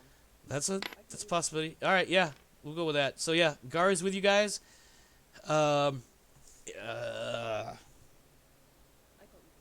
Yeah, it's fine. I rolled a 6. I'm thinking. Give me a half second here. All right, you have spears. You can... I will allow a charge. Because basically with a charge, you're obviously going to get your horse up to its fastest possible running speed, which, regardless of what the actual game rules say, we'll just assume that you're going to do at least double your movement speed, probably closer to triple. So we'll just assume a spear charge, a lance charge will close the distance. So you can attempt to spear it with your lance as you run up on it. That will take a lance skill test. You can attempt a spear throw. Although, sorry, let me finish and then we'll get to it. You can attempt a spear throw. However, I will point out these are not spears that are meant to be thrown. These are meant as pole arms. However, for generosity's sake, we will just assume that these spears work either way.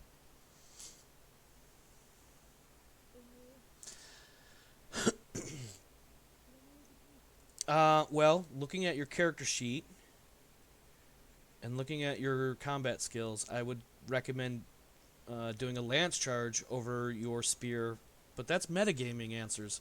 What would Harold do at this point?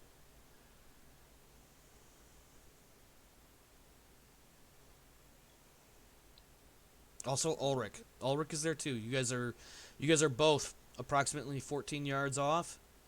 Spears. I'm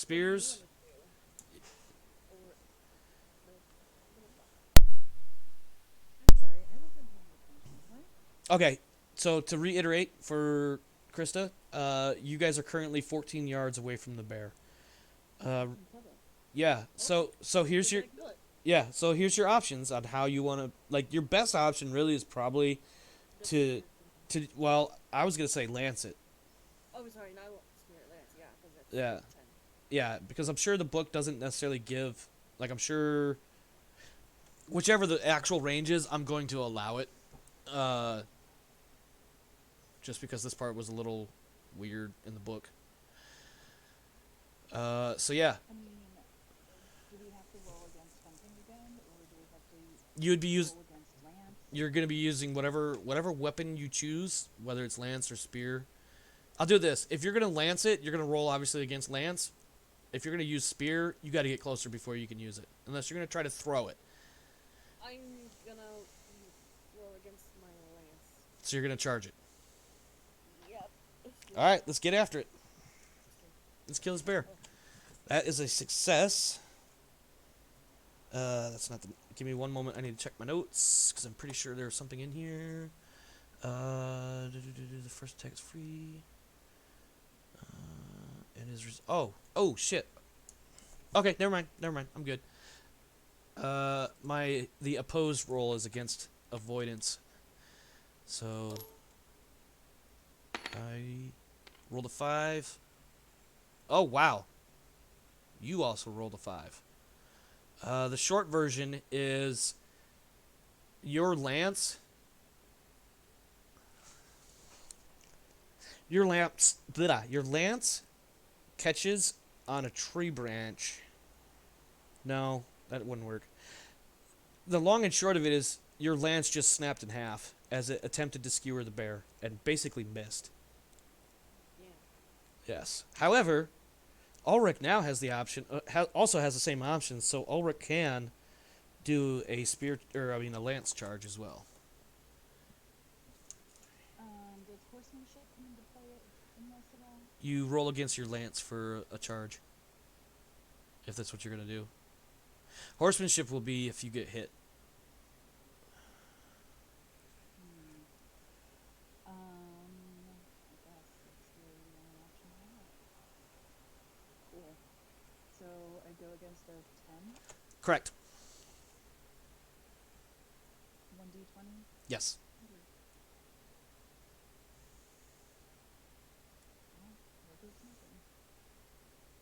Cool. Okay. You have rerolls? You have all 3, in fact? I do, don't I? Yes. Um, Are you going to use it? yeah, I'll just take one. All right, reroll.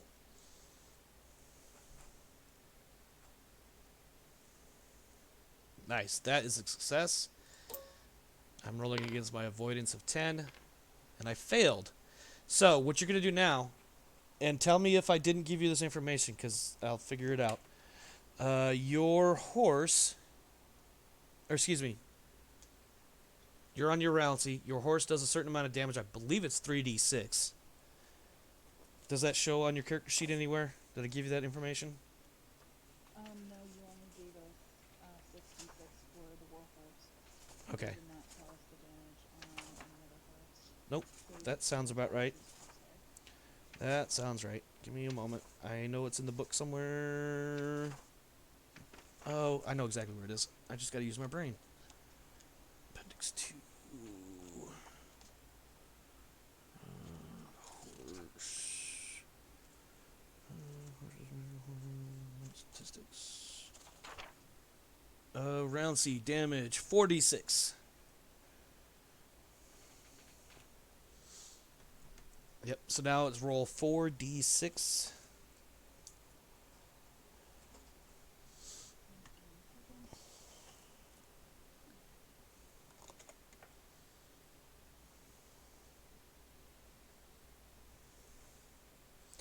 $18 damage. The bear's got it's got hide and fur and natural dexterity and stuff. So instead of 18 damage, I'm going to take 12 damage. That's Ew, wow. why what? Why are you only taking 12? The way armor works is you have an armor rating, like armor 6 in this case, and it reduces the amount of damage taken. However, nope, we're good. All right. So that's I that. would argue that a bear fresh out of hibernation doesn't have full armor. I'm using the stats as given. Fine. You have a point, but I'm using the stats as given. It's not like a bear puts armor on. Well, when you think about how the armor stat is determined, you're gonna look at what kind of hide, what kind of underlying fat and whatnot. Also, the bear's own natural agility, which again, arguably, it may still be a little sleepy, so it's probably not gonna have all its dance moves, but it's got some. All right, give me just a moment. Now, that was the quote-unquote surprise attack phase. What I'm going to do now, we're going to now move into the first actual melee round. I'm going to move Farvel and, what's his name up? Sorry. Everhard. Everhart. There we go. Everhart. Yes, I got it. I'm also going to put you guys directly in front of the bear.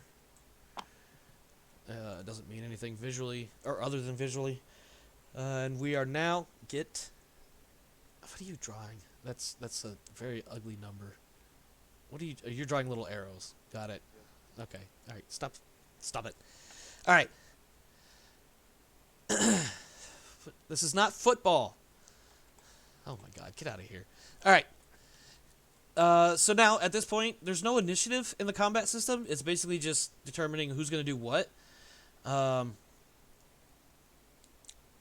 then resolving what happens. You guys, we can assume at this point that you guys are in melee range. However, because you both did just do a charge, you can attempt to make another charge. Harold, your lance broke.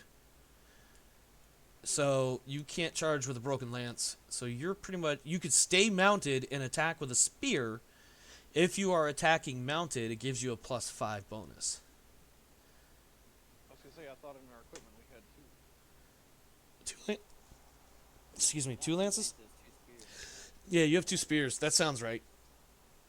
I just thought we did. I thought our spears counted as. I mean, I could double check. I didn't know we had actual lances. Well, you may or may not take a lance with you on a hunting trip, but you are hunting a bear, so maybe you did. Your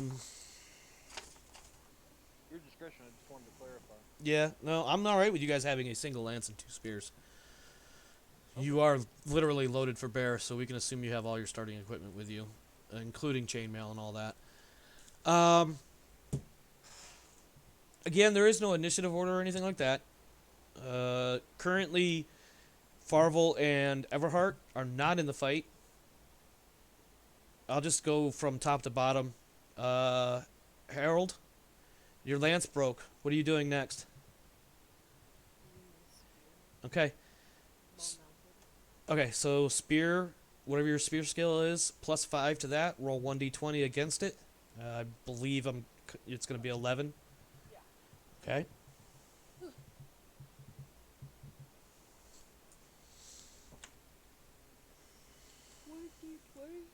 Yep, 1d20. I need to steal one of these 20s that Rev took away. 3. Okay. I am now rolling that. And what did I come up with? I got a 5. So I'm sorry? I was just saying, how come you have to roll a different d20 for the bear all of a sudden? Because I didn't want to move the screen around too much, so I just would use that one. And I rolled a 5. Which is a success. My success is higher. Which means I am now rolling some damages. I need one of these 6s. Oops. Damn it. How many more 6s can you? Just the one. Because the little roller pad has the option of adding dice. I'm doing 3d6. Makes 2 separate 3d6 attack or damage rolls. You're mounted, so I'll be nice and just say it's going to swat at you, basically. And, wow! Oh my god. I can't remember a time when I've rolled 3d6 and actually came up with 18. Not since, like, my hip deep in the D&D days. Alright, so, that's 18 damage. However, you have armor, and you have a shield. You can use the shield because of the way the 2 attack rolls resolved out. Because they were both successes, but I had a higher number. The bear does a nice little swipey swipe with his big fat bear claw the size of your head. And clocks you about the head and chest with it. Unless you can get your shield up, in which case the shield will absorb some of that damage. So basically your armor rating, which I believe is 6 for chainmail. Rev, you got that page open in the book? Yeah. I believe chainmail is 6. Maybe it's 12. I had it open. What the heck? I had it earlier too, and I've flipped away from it because I had to look up stuff about the bear. Well, I got the string and other stuff up too. I'm not sure where it was at. Alt tab's a wonderful thing. One moment. Passions, skills. Well, unfortunately, I had several internet browser windows open. So. Gotcha. Oh, I got it right here. Chainmail reduction is 10. And then your shield will add 6 on top of that for a total of 16. Oh, I'm staring at it. Sorry. Yeah, that's all good. I found it because I remembered I put an index card in there. Yep. So 18 minus 10 minus 6 is 2 damage for Harold. So you have a 2-point wound. And now it is Ulrich's turn. Just with that much damage, does she need to roll horsemanship for staying on the horse? No, not unless her knockdown is like 2 points of damage. So the way knockdown works, just for I the assumed it would be initial damage, not. yeah, it would. Oh, you know what? Harold, what is your knockdown score? It should be on there right next to your hit point or size. 8. Nope, that was your starting value. Never mind. So My size yeah, your size is 11. is 11. Okay, and I rolled 18 points of damage, which is higher than that. All right, so here's what you need to do before you apply that damage, because this may change the amount of damage you take. I totally spaced on that. Nope, it's all good. Oh, you're apologizing to her, not me. Yeah. All right, Holly, I need you to roll Why 1d. do you have to speak up? I need you to roll 1d20 against your horsemanship skill, which is 10, according to my copy of your sheet. If you pass, all is good. If you fail, all is not so good, especially next to a bear. Okay, you have 1 reroll remaining.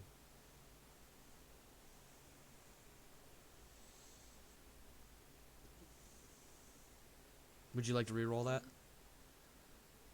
I want to point out that you are currently within melee range of a bear, who just, if we continue with this result, knocked you off your horse.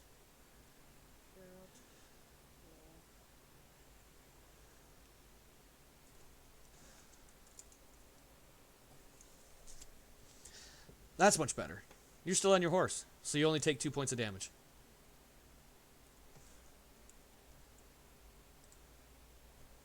And because I think it's funny. There we go. All right.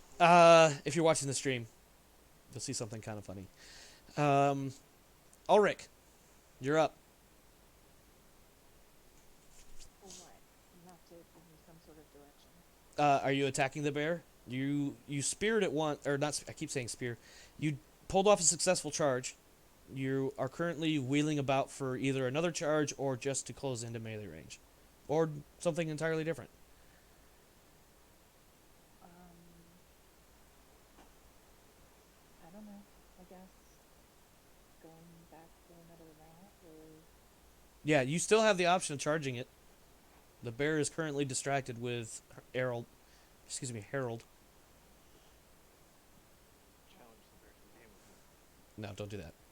what do I do to get into melee range? We can just hand. Better sword numbers or like with the game. Yeah.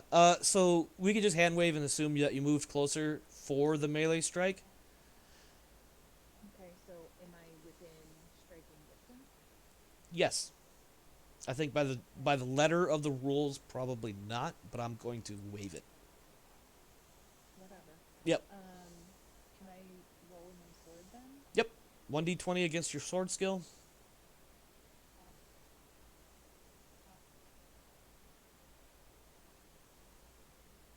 And just for clarity, my skill is a 15. Okay. And that's fine. Should have worked then. I forget exactly what we determined last week what causes that. That is a fail. You have two rerolls remaining. Would you like to use one? Yeah. Okay. Reroll it.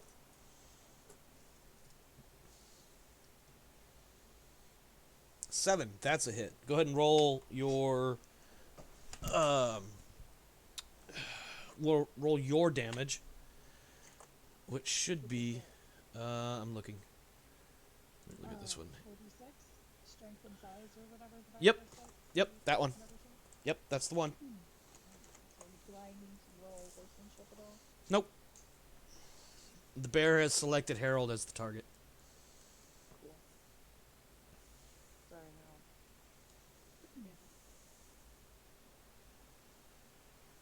no. Alright, 15 minus 6, that's 9.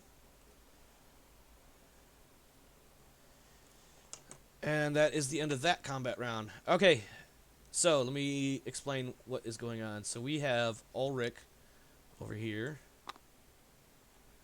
who's basically attempting to hack away at the flank. You know what? We'll jump that bridge later. We have Harold all up in a straight up... yeah, all up in his face, basically. We have you two coming in. Oh my god, wait, the bear stands up? Oh, this is so cool. Yeah. Yeah, he also does little attack emotions. Yep. How did he... Oh, that one. Okay. You guys are over here on the left, coming in. You guys currently have the option of conducting a charge as well. I will not give you guys any bonuses or penalties, and that is because in setting up your charge, if that's what you choose to do, you will have to take into consideration the fact that Harold and Ulrich are in melee battle with it, and so you have to take into account you need to kind of swing wide, etc., etc., and so that negates any bonuses you may have had. Okay. We need to roll for like which of us goes first or what? I'll just either you guys can quickly determine between the two of you, or I'll arbitrarily choose one. You can go first. There you go. Everhart first with a lance, I'm assuming.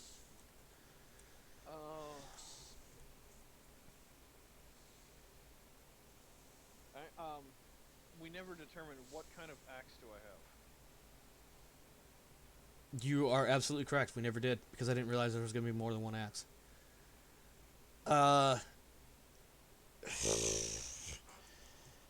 Is this one of those things I need to look up in the equipment section to figure out which axe you have? Well, basically, I'm trying to see if this is like a larger, more type of axe that's more meant for? Um, let's just assume for now, and we can hash it out later. Let's just assume for now, that you have just a regular one-handed battle axe, because the other item I saw on the equipment list was a great axe, and that screams two-handed to me. And Right. I'm assuming you want to keep your shield bonus. Right. I'm cool with that. Okay. You do. I'm What sorry. what I'd like to do is, as I'm charging in, Mm-hmm. I'm reaching over and throwing the axe at the bear. Okay, so what you will do in this case, considering it's not a charge, you are doing a regular mounted melee attack. So that will be your axe skill plus 5, because you're mounted. Okay.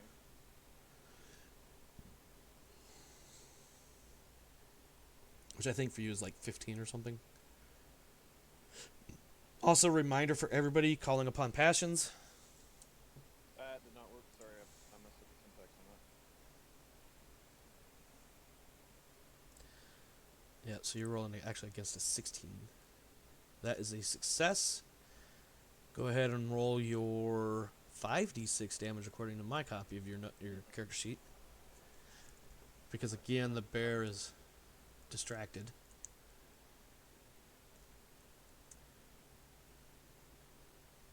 Where's the roll? You using dice or you using...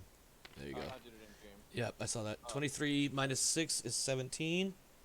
That charge, or that pseudo charge you just did, it fucking rocked the bear. In fact, knockdown. I didn't write down knockdown for the bear. Knockdown is 25. You did, oh, oh, look at that. What? No, you were 3 points shy of damage for triggering a knockdown roll for the bear.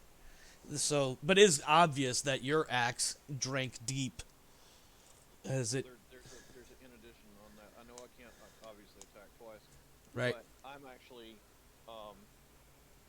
since I threw my axe as I was charging, I'm basically going to do a running dismount from my horse. Essentially point blank on the bear's flank. Okay. And I'm at this point I have my shield out with sword drawn. Okay, so you're basically dismounted directly next to the bear. Is that what I'm hearing? Yeah, screaming at it. Screaming at it. Of course you are. Alright, let me put you up here like this. Alright. Farvel, are you doing a lance type charge here, or are you going to do some other crazy acrobatic type shit? I'm using my bow, watching the fight from Okay. In that case, because very distant. since you are using the bow, you're plus 5. I'm going to negate it because you have meleeers in direct contact with the bear. Okay, and then I also want to call upon my passion for the word. For the Earl? Yep. Okay. So roll your passion first, which will be 1d20 against whatever your... It should be like 15, I think. Alright, that'll give you a plus... I'm going to double check this. I want to say it's plus 5. It might be plus 10. Let me double check.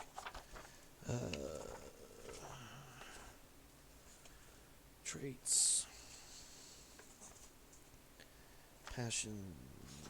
Standard passion roll. Yep. Inspired. Yep, plus 10. So... I have a 20 then. Yeah, what's you're going to attack with what, sword? Or no, bow, right? Bow. Yeah. With a 10. Okay, yeah. Roll a 20 or under, which is incredibly hard to do on a Oh shit! Critical. Oh, not a fumble? No, so because the target number ended up being 20 with his passion bonus, he can't fumble at this point. He technically, with a 20 specifically, he can't fail either. So this arrow was going to hit no matter what. Describe for us your heroic moment, as we're not even going to roll damage. That is just a straight kill, because whatever the damage is on a critical, it would have been double. And this thing is down to single digits in life right now. So your arrow kills the bear. Tell us what happens as you guys are running up. I saw Harold get swiped by the bear while they were charging and said,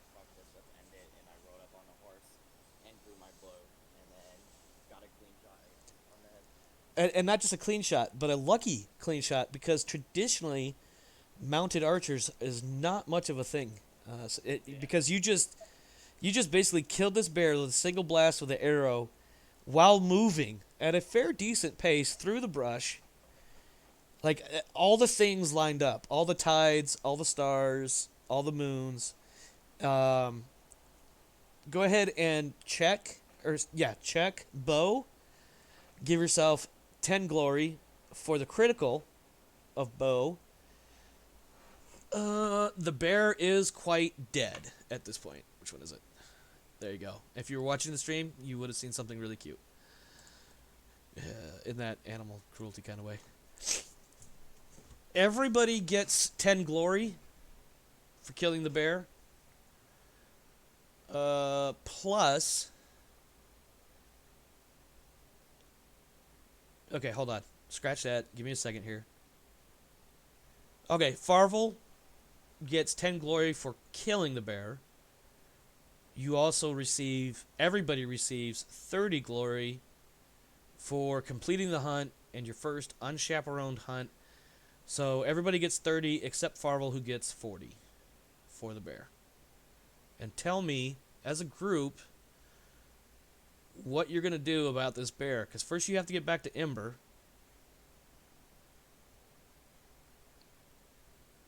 As I recall, we first stated before we set out after the what's his name? I forgot. The Sir Elad? Yeah, Sir Elod. He said that it was up to us to figure out how we share the reward, and I believe we all came to a consensus to whoever gets the kill blow. So I do decide to skin it. Whoever gets the bear, yes. If there's any kind of financial reward, that was not. Well, yeah. We're talking only about the bear itself. The bear itself. What are you guys going to do with this dead beast that is currently bleeding from a couple of different spots? Does the priest have any knowledge of hunting? And I'm basically, I'm trying to figure out how long this thing is going to take to skin. Okay, that's a fair question. The book doesn't necessarily specify, but I think we can do a little bit of GM waviness. I think realistically, skinning and slaughtering this bear would take probably the minimum of the rest of the day, which you guys don't have that kind of time. Right. That's what I'm going to say. Yeah. So I'm actually, with my sword,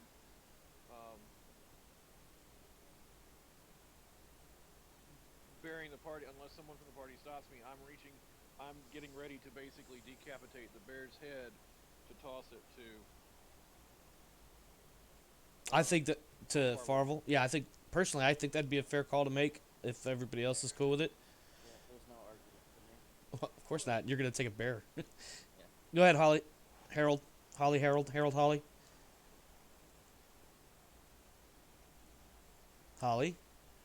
I'm trying to roll. Oh, you're trying to roll something? Wait. Bear's dead. Yeah, the bear's. Oh, she went to the bathroom. She missed all that. Yeah. So recap for Holly's benefit.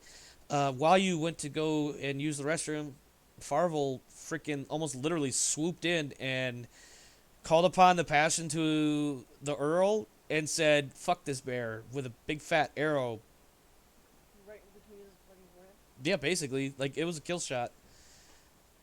So Farvel got the kill credit. Everybody receives 30 glory. Holly. Farvel gets an additional 10 for the kill shot. On the table, would he have... and this is something, because I have a weapon that's not considered knightly, but would he lose anything for him killing it with a non-knightly weapon? If that's anywhere in the rule book, I'm not aware of it. Okay, like I said, I have a non-knightly weapon as well, so it's asking for me to... Yeah. So, and the question on the table, from one player to the next is, does anybody have a problem with Everhart chopping the head of the bear off to give to Farvel? So that Farvel can take that as a prize. I'm assuming the rest of the bear letting the Emberites have it. The Emberites? The villagers. Oh. Yeah. Ulrich, any objection?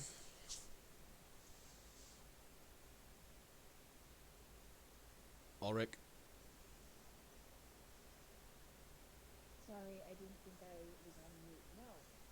No objections from Ulrich. All right. Well, the bear is currently without a head. So I'm gonna go ahead and move us up a little bit. Uh, Before we head back, I'm eyeing one of the bear paws. I cut it off, and I'm basically raising an eyebrow at Farvel. so basically, what I'm getting out of this is Everhart is getting a little chop happy, and Farvel's got this bear skull or bear head that's currently leaking everywhere. Yeah. I think we all should take a claw. Like a claw, like the nail. Yeah. Yeah, like a bear claw. Are you I'm okay? happy So with what I have, so you guys can do whatever you want with the bear. The team effort for hunting it down. And Well, I'm basically strapping I- at this point a paw to my saddlebag. I am just picking its fucking claws. okay, I think it's fair to say that everybody, other than Farvel, unless he wants some, I think everybody can arguably walk away with at least 3 bear claws. Although I believe Everhart is going to be like, no, I'm taking the whole damn paw. Other than that, Old Gar is yelling for some of the other hunters to come help gather up this beast. Somewhere between everybody involved. Ultimately, the bear makes it back to Ember. It is eventually, over the course of a day or two, slaughtered, skinned. There's a bunch of meat made available. However, you guys need to make it back to Castle Vagon. At some point with a dwarvish brogue, I basically twist my axe and say it's still got my axe embedded in its nervous system. No.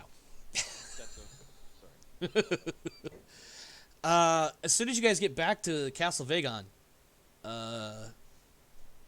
the Sir Elad is the first one you guys meet. And I show Sir Elod the head of the bear with the arrow in its skin. okay, just for like storytelling purposes, where in the head is the arrow? Oh, just above the temple, I guess. Like, just below. Can't speak. Just above the eyes. Okay, I guess just Oh. above the between the Can I- eyes. There you go. in the Can I forehead. say for someone who knows bear anatomy, that's not gonna happen. It's either got to be in the eye or in the. Okay. Yeah. I was gonna say through the eye or through the mouth. That's what I was kind of thinking too, but I wanted to see what you would come up with. I was gonna be fine with a shot right through the thickest part of the forehead skull. I'd be like, fuck it, whatever. It doesn't make any difference to me, for storytelling purposes. However, for a little bit of realism, definitely the eyeball, And the left one. the left eye, and the right eye. Okay. Only based on the visual representation that was very much an abstract representation. Anyway, okay, yeah, no. So Elad's like basically the not so profane version of holy shit, you pulled it off. Yeah, he's visibly impressed. In fact, he takes you almost immediately into the castle, and it is now that you learn that Earl Roderick is actually in residence. And so he's gonna want to hear straight up what happened. How the story, how did it all work out and everything. Which, for time constraints purposes, we're not going to roleplay that session. But yeah, basically, between Sir Elad and the Earl himself, you guys are going to tell the story probably 2 or 3 times. But at the end of the day, they are all very much impressed with what you guys have, accomplished. At the end of your conversation, you guys are told that what you need to do now is go and get cleaned up and prepare for your vigils. To explain, I'm assuming everybody here knows what a vigil is. In the knightly sense, you're going to spend the night, basically, ostensibly, you're supposed to be praying, and otherwise mentally, fortifying yourself for the rigors of being a knight. Sometimes there's some sort of challenge or something to that effect, but you are expected to stay awake all night.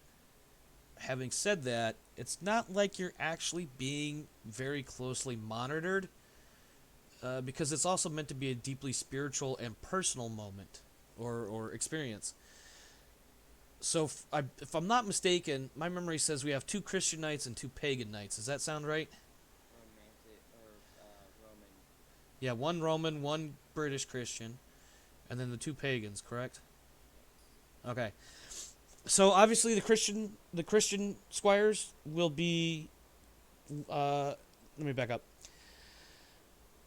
You're given, some time to go get cleaned up, get some fresh clothes on. These are not going to be your Sunday best. You're probably wearing the equivalent of, some relatively comfortable pants or whatever and a shirt, but nothing extravagant whatsoever. In fact, this is probably some of the clothing that you would actually wear underneath your armor. That you could probably walk around town in, but you definitely wouldn't be taking this stuff to church, like for an actual church service. However, given the nature of your vigil, it's encouraged or what have you. The 2 Christian squires, you guys are going to be posted inside the castle's chapel. There's an altar, candles, things like that. There's a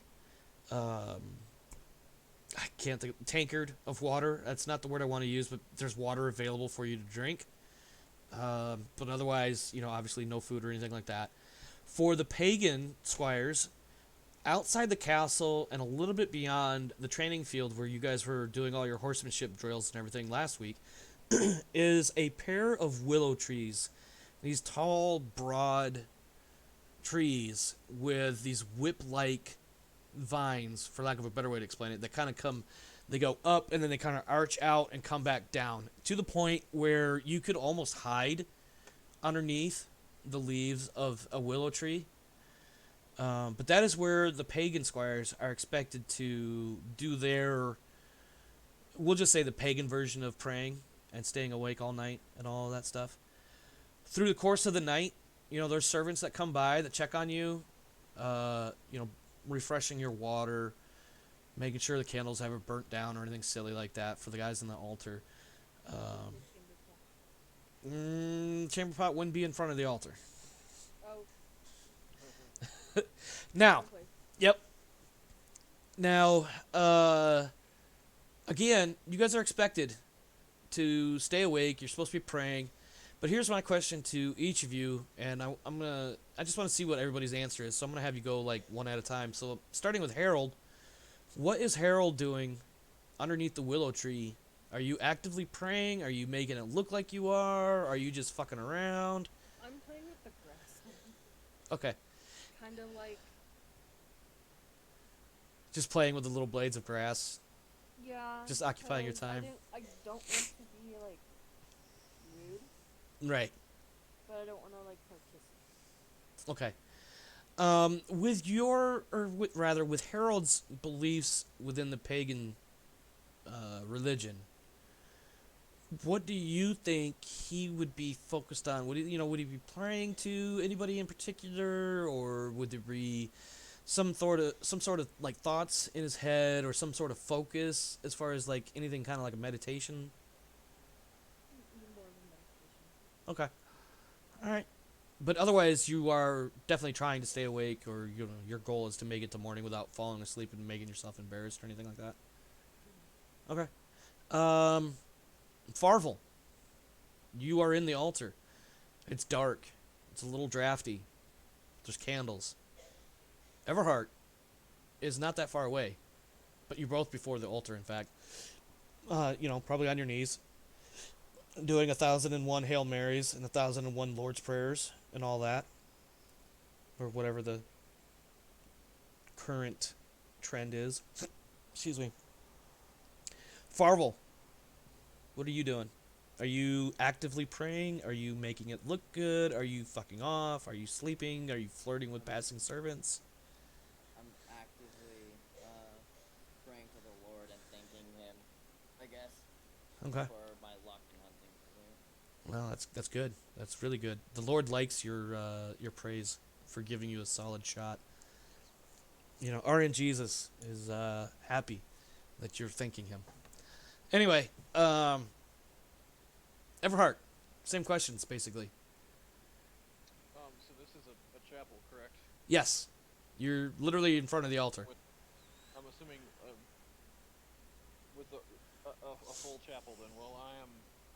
Um, No, well, okay. So just for clarity's sake, because maybe I misheard you, maybe I didn't. The only other person in the chapel is Farvel, other when I than say full, I mean fully equipped. yeah, yeah, yeah, Full of people. yeah, yeah. Um, um, we're called to give a tithe of what we earn, and so I've cut one of the claws off and placed it somewhere important Okay, in here. okay. It's not necessarily monetarily valuable, but symbolically. Well, I think given the fact that your last major challenge was this bear, I feel like that's appropriate. I mean, I wouldn't call myself a Christian. I'm definitely not a practicing one, so I'm not sure if that would be appropriate. But I feel like in the context of this scenario, that's very much appropriate. Um, is Everhart gonna do the all nighter thing, and is he gonna make it through the night? Um, he is, and he's being very serious about it. Okay, all right. I guess that was really the question I should be asking: is like, how serious are you taking this? Because obviously, as we all know in the real world today, there are actively practicing Christians that, away from church are not exactly very actively practicing Christians. So, um, obviously everybody does things differently in that regard. The last person is Ulrich, also out in the Willows. How serious is Ulrich taking this opportunity for the pagan version of a vigil? What is he doing? Like, what is he really doing? Is he praying to anything or anyone in particular?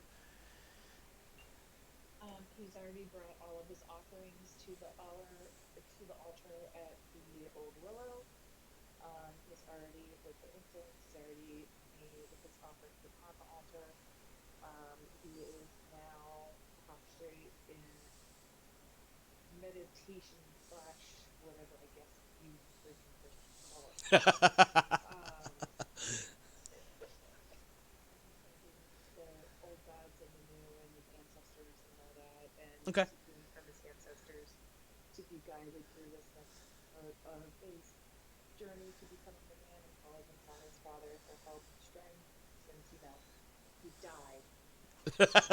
I'm sorry. And his grandfather, because, he died too. And left him all alone, and it was horrible. And so he's just trying to get his shit together. Fucking awesome. Okay. Um, no, that's good. I like it. I like that. I think I have a note. I'm gonna scribble something really fast. Something I want to Maybe really fast, though. Well, it's a topic I want to discuss briefly after the stream regarding pagans, as a way to approach the idea of paganism within the context of this game. But it's going to require some feedback from my two pagan players. So, having said all that, so everybody is dead set on pulling off this vigil. They're very serious about it, or at the very least, they're committed to doing the right thing, if not necessarily all that super practicing Christian stuff, which is fine. That's awesome. Following the vigil, let me back up. Okay, there we are. In the morning, some servants and squires and whatnot will come by. Make sure obviously you've been checked on throughout the night, every few hours or whatever. But as the sun starts to rise, you are awoken, or not awoken, but they come and get you. You're given instructions to go and freshen up before church. And in short, you've got about an hour to go clean up a little bit, go get ready, because as the sun gets a little bit higher, everybody is starting to make their way into the chapel. For the pagans, I feel like generally the pagans wouldn't go into the church unless they needed to. But definitely, Farvel and Everart would be in the church service. I think for Easter service, which is what today is, I think pagans might be kind of maybe not necessarily in the service, in the pews, but maybe they would be hanging nearby out of respect for, their friends or their lords, as the case may be. That's what I think. Um, Well, totally. Sorry, I should. no, no, go ahead. I was gonna say above table, like the pagans that are gonna be around at this time are gonna have to be a little bit quiet about it. Mm-hmm. Like in IRL, I mean, I don't know how you want to handle it in the actual thing. Like IRL, they'd have to be a little bit quiet about it, so they would at least be putting on appearances to some degree. Yeah, I think. Yeah, and that's something that we can explore as we move forward. Because I do know, like historically, it went one way, but the way it went is really nasty. We don't really want to talk about that because it falls under the whole religion politics kind of thing. But like in the context of the game, I think we can kind of use that as something of a guideline, and maybe it's not quite as severe within this 80 odd year frame that the campaign takes place. Maybe before or after it gets really crazy in that regard. I also feel like some of the pagans, regardless of their station, I feel like they would at least be cognizant of the Christians, just as though the Christians would be cognizant of the pagans. So I think there'd be like kind of like a silent, unspoken agreement of like, yeah, you guys do your thing, we're gonna do our thing. Let's just not get in the way of each other, and let's not be rude to each other about it, and just kind of respect each other's choices. And I realize that's kind of a modern take on it, and not necessarily a very accurate one, historical or even fantastically historical. But I think that's something that we as a group we can kind of figure out as we go. Long story short, Easter service, I definitely need my two Christian knights, or excuse me, squires, to roll energetic. All right.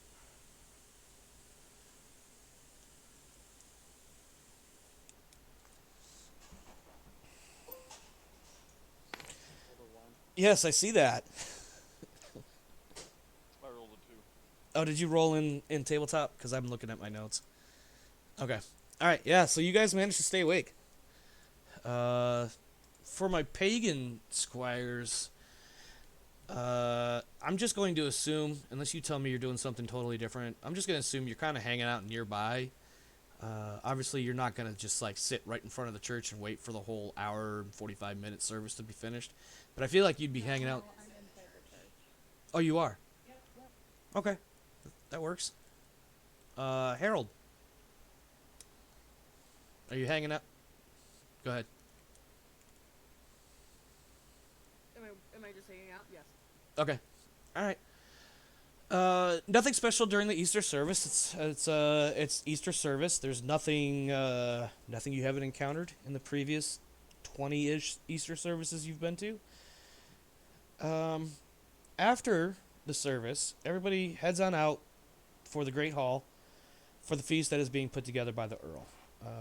As you guys are still squires, of course, they're not letting you in to the Great Hall. Sir Elad eventually comes by and says, "Listen, just kind of sit here for a moment, remain close to the door. Once everybody has gone in and gotten seated and everything else, we'll let you know when to come in." What are your guys' reactions? What are your thoughts? What are your feelings? We'll start with Holly. I'm sorry, Harold. Um.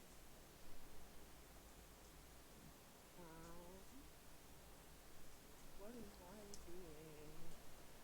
doing? So what is expected of you right now is, now that the Easter service is done, it is now the Easter feast, and I know I'm not allowed to be in the hall, so I'm a little upset about that because I want to be a knight. okay, But obviously I'll just tolerate it because rules are rules. rules are rules, tradition is And I'm tradition. just, yeah.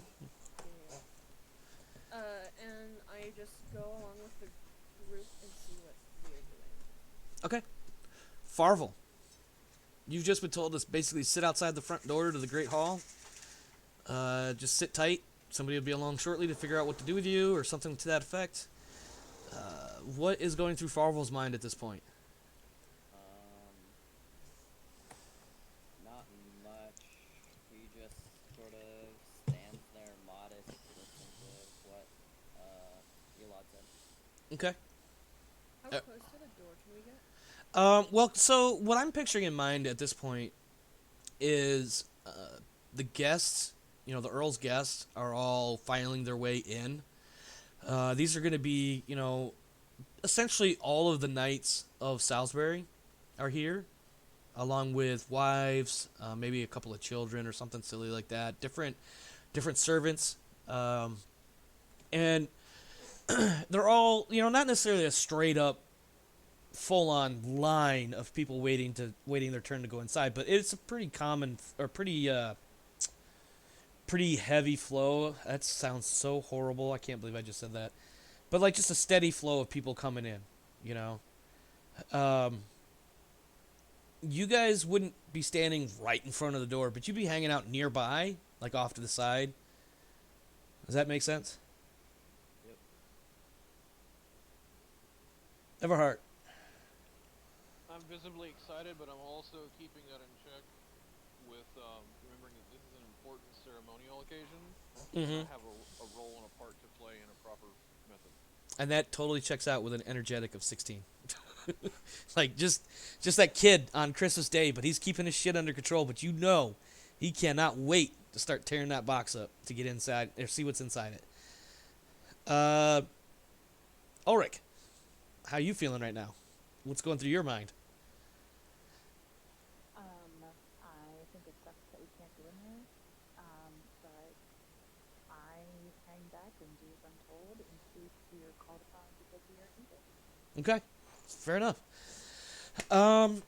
So as you guys are waiting, you notice that the trickle of people going in is starting to thin out. And it's probably been about 15 or 20 minutes since the last person has gone inside, in fact. After a while, Sir Elad sends out a young knight, probably only about looking at this guy, you can't remember his name. You know you've seen him before, and you know damn well this dude is maybe like 22, 23 tops. Like, this dude just recently, quote-unquote, graduated and became a knight, like, not more than 2 years ago. He comes out, he pokes his head outside the door, he's got a cup in one hand. He's like, hey, you lads there, come on in here. The Earl's called for you, head to the head table. So, inside the Great Hall, a vast number of people have joined the Earl for the feast. You can see at the head table is the Earl and his wife, Lady Ellen, along with their older children, Lady Jenna and young Robert. Also with him is Sir Elad, and a priestly man that you recognize as Bishop Roger, a large man dressed in fine robes and adorned with more gold and gems than a man ought to have. Beside Roger is another religious figure, and though he is a bit more difficult to place than Roger, you recognize him as Father Tui, the Earl's personal priest. His rosy red cheeks and nose are unmistakable after all. Seated at the various tables beneath the head table, you see many knights, some you know from their times as squires and when your paths have crossed, and others you don't remember or never knew. So what'll happen now, if you look in Discord, I'm trying to remember where I put, PC background info. If you look in there, the last post I put in there earlier tonight is the ceremony for your knighting. And I was going to have everybody do this one at a time. Yeah, we've got time. We can still do this one at a time. So here's what happens. You guys are brought inside the hall. You're directed up to the to the head table. The head table sits on a raised dais, which is this raised platform. There's enough room from the edge of the dais to the table that you guys could stand and somebody could stand in front of you, between you and the head table, and not bump into the table. Does that make sense? You guys are brought up to the table. Siri Lad stands up and comes around to the front, and the Earl follows in behind him. There's a couple of servants moving around, and you notice they are bringing there's basically, let's just say there's 4 older squires, probably a year or two behind you, and each of them is carrying a shield, a sword, and some spurs. Does anybody want to do an awareness test real fast to see maybe if they can recognize. I do. All right, roll your awareness. Oh wait, you go after? Yeah. Firewall awareness 15. 13. Let me see what you got. 13. I was in the wrong channel. Sorry. 13. All right. Holly, you said you wanted to have Harold roll awareness. Go ahead.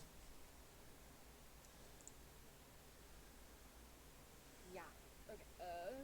What's mine? Buttons. Button. If your buttons will button. I need a new phone.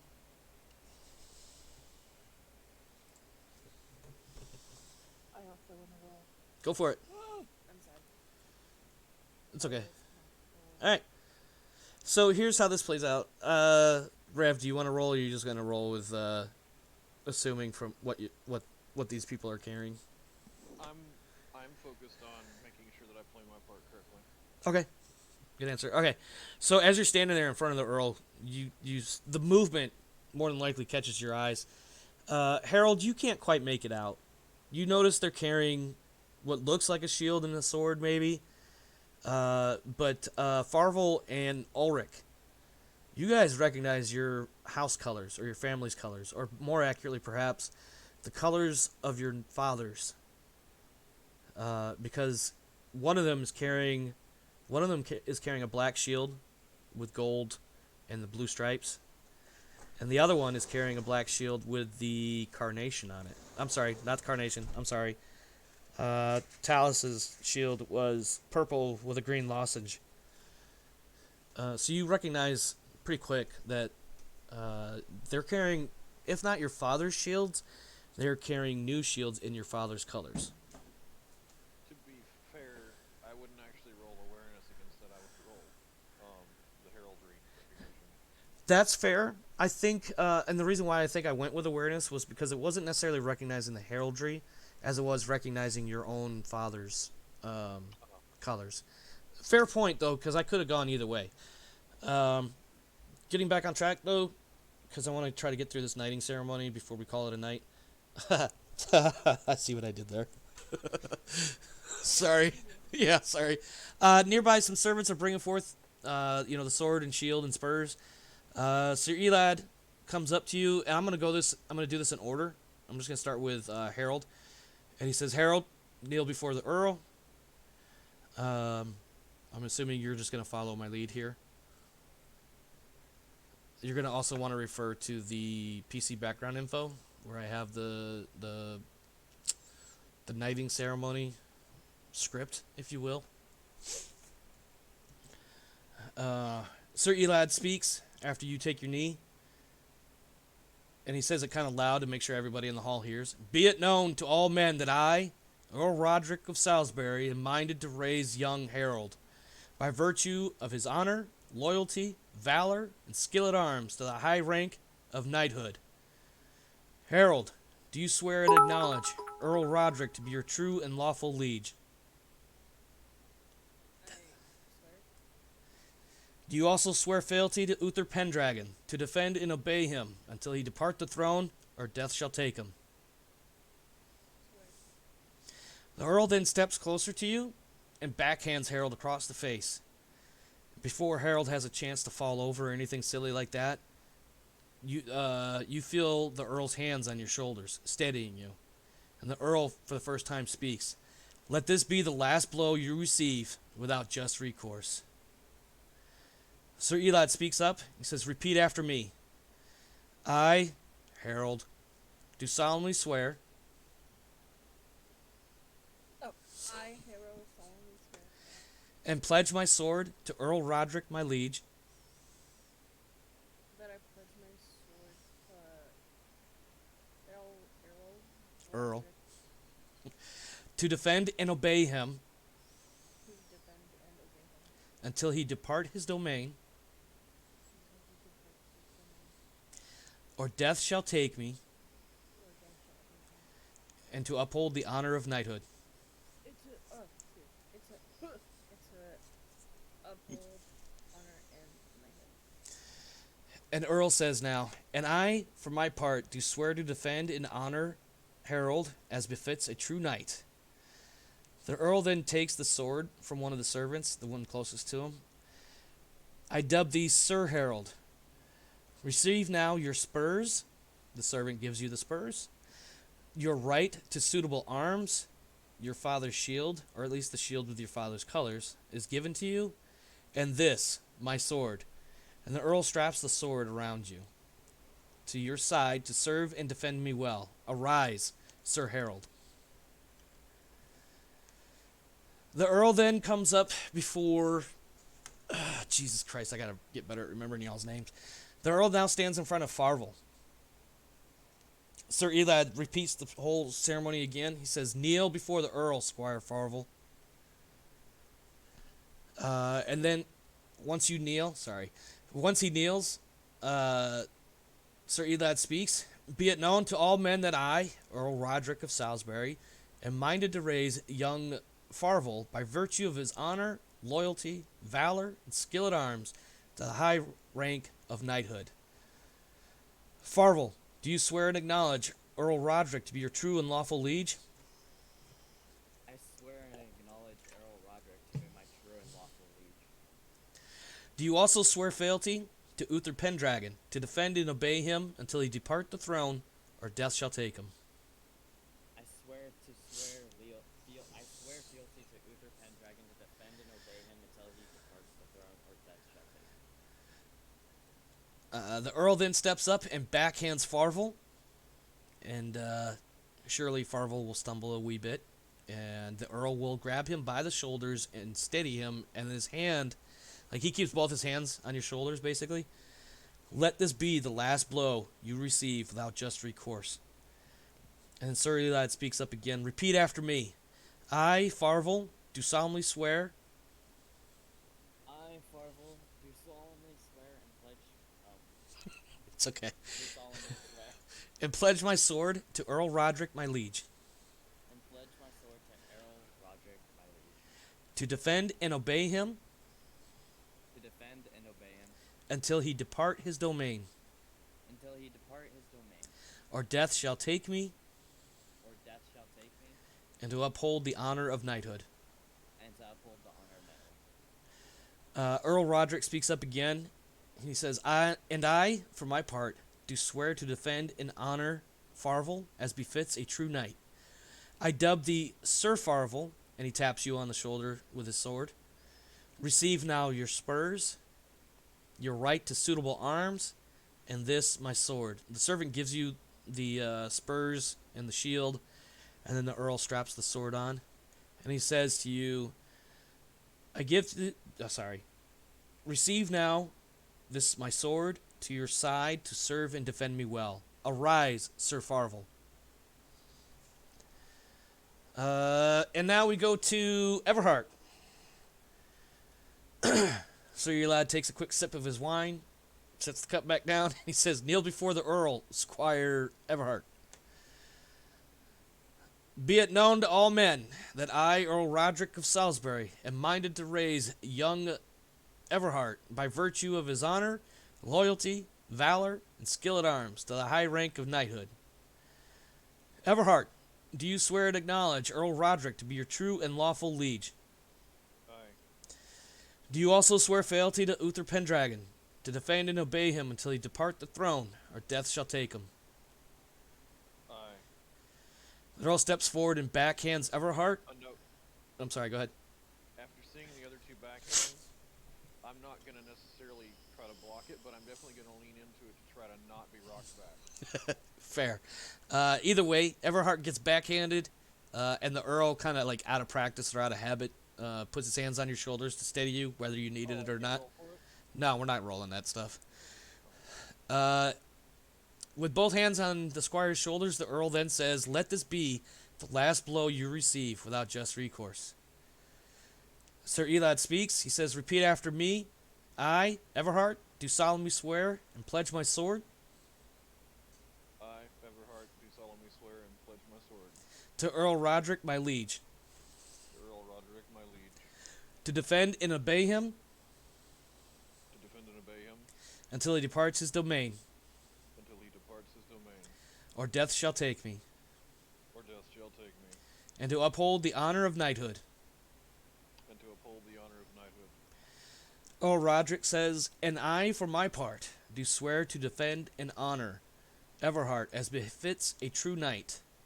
He makes a little motion for the servant to bring your stuff. He says, receive now your spurs and your right to suitable arms. And then he taps you with the sword. And this, my sword to your side to serve and defend me well. Arise, Sir Knight. And lastly, we have Ulrich. Sir Elad says, kneel before the Earl, Squire Ulrich. And I'm assuming that Ulrich will take his knee.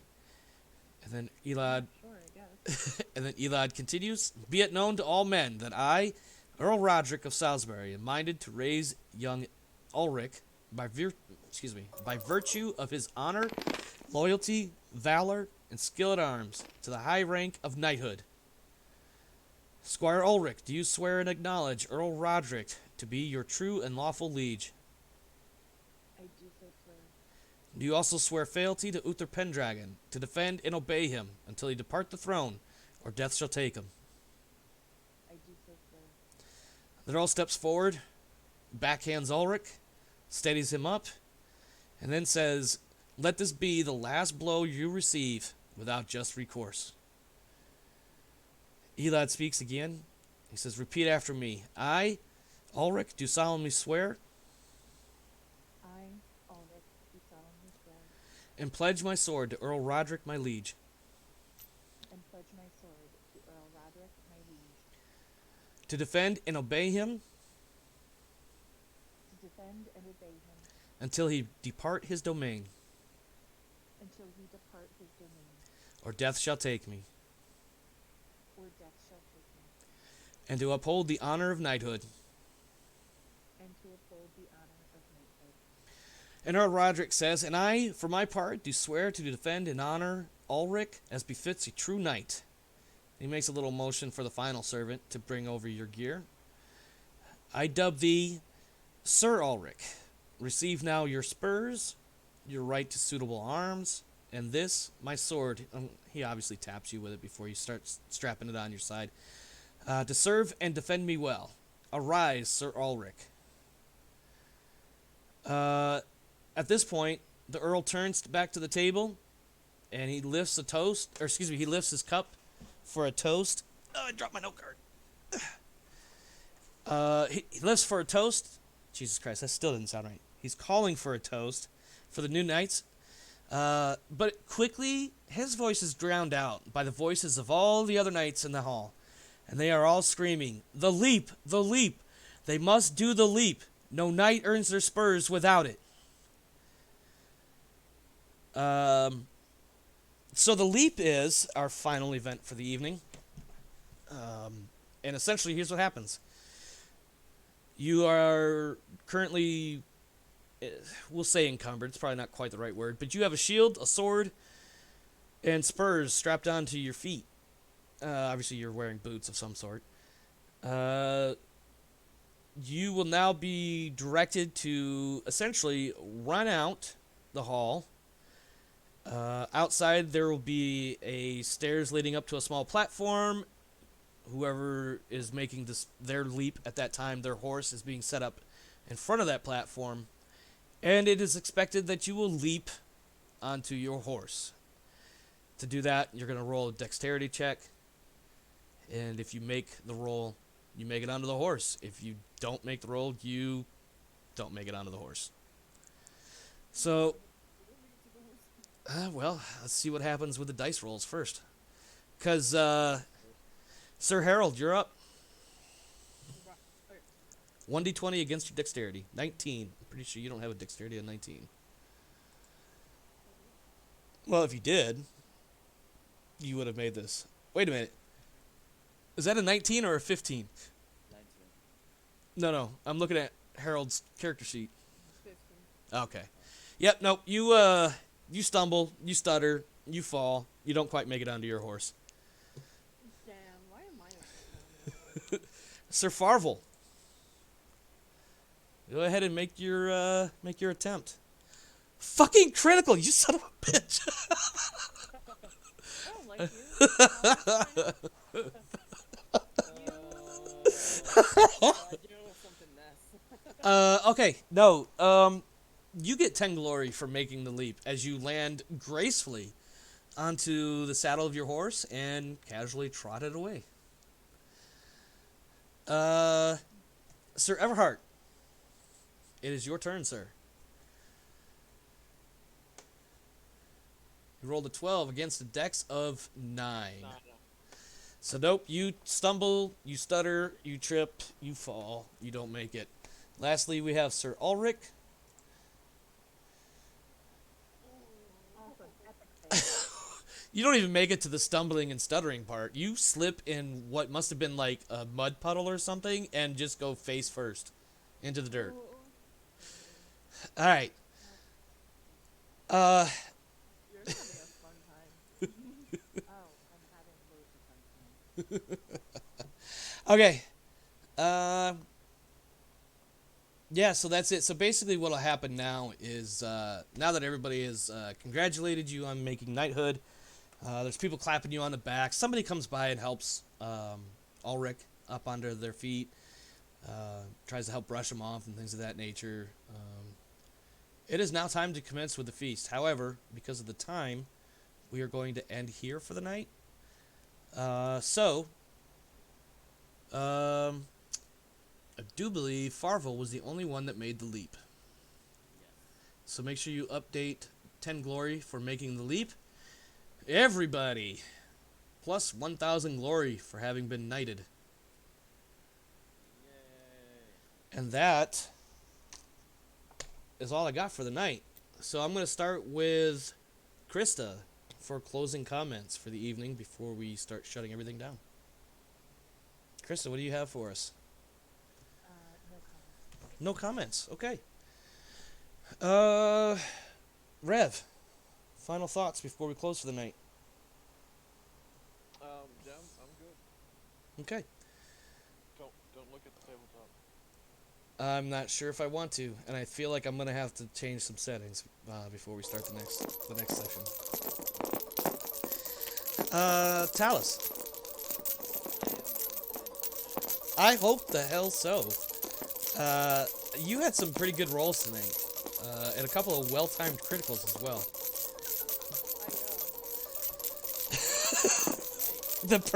Get the hell out of here! The perfect night. What the shit? I should not.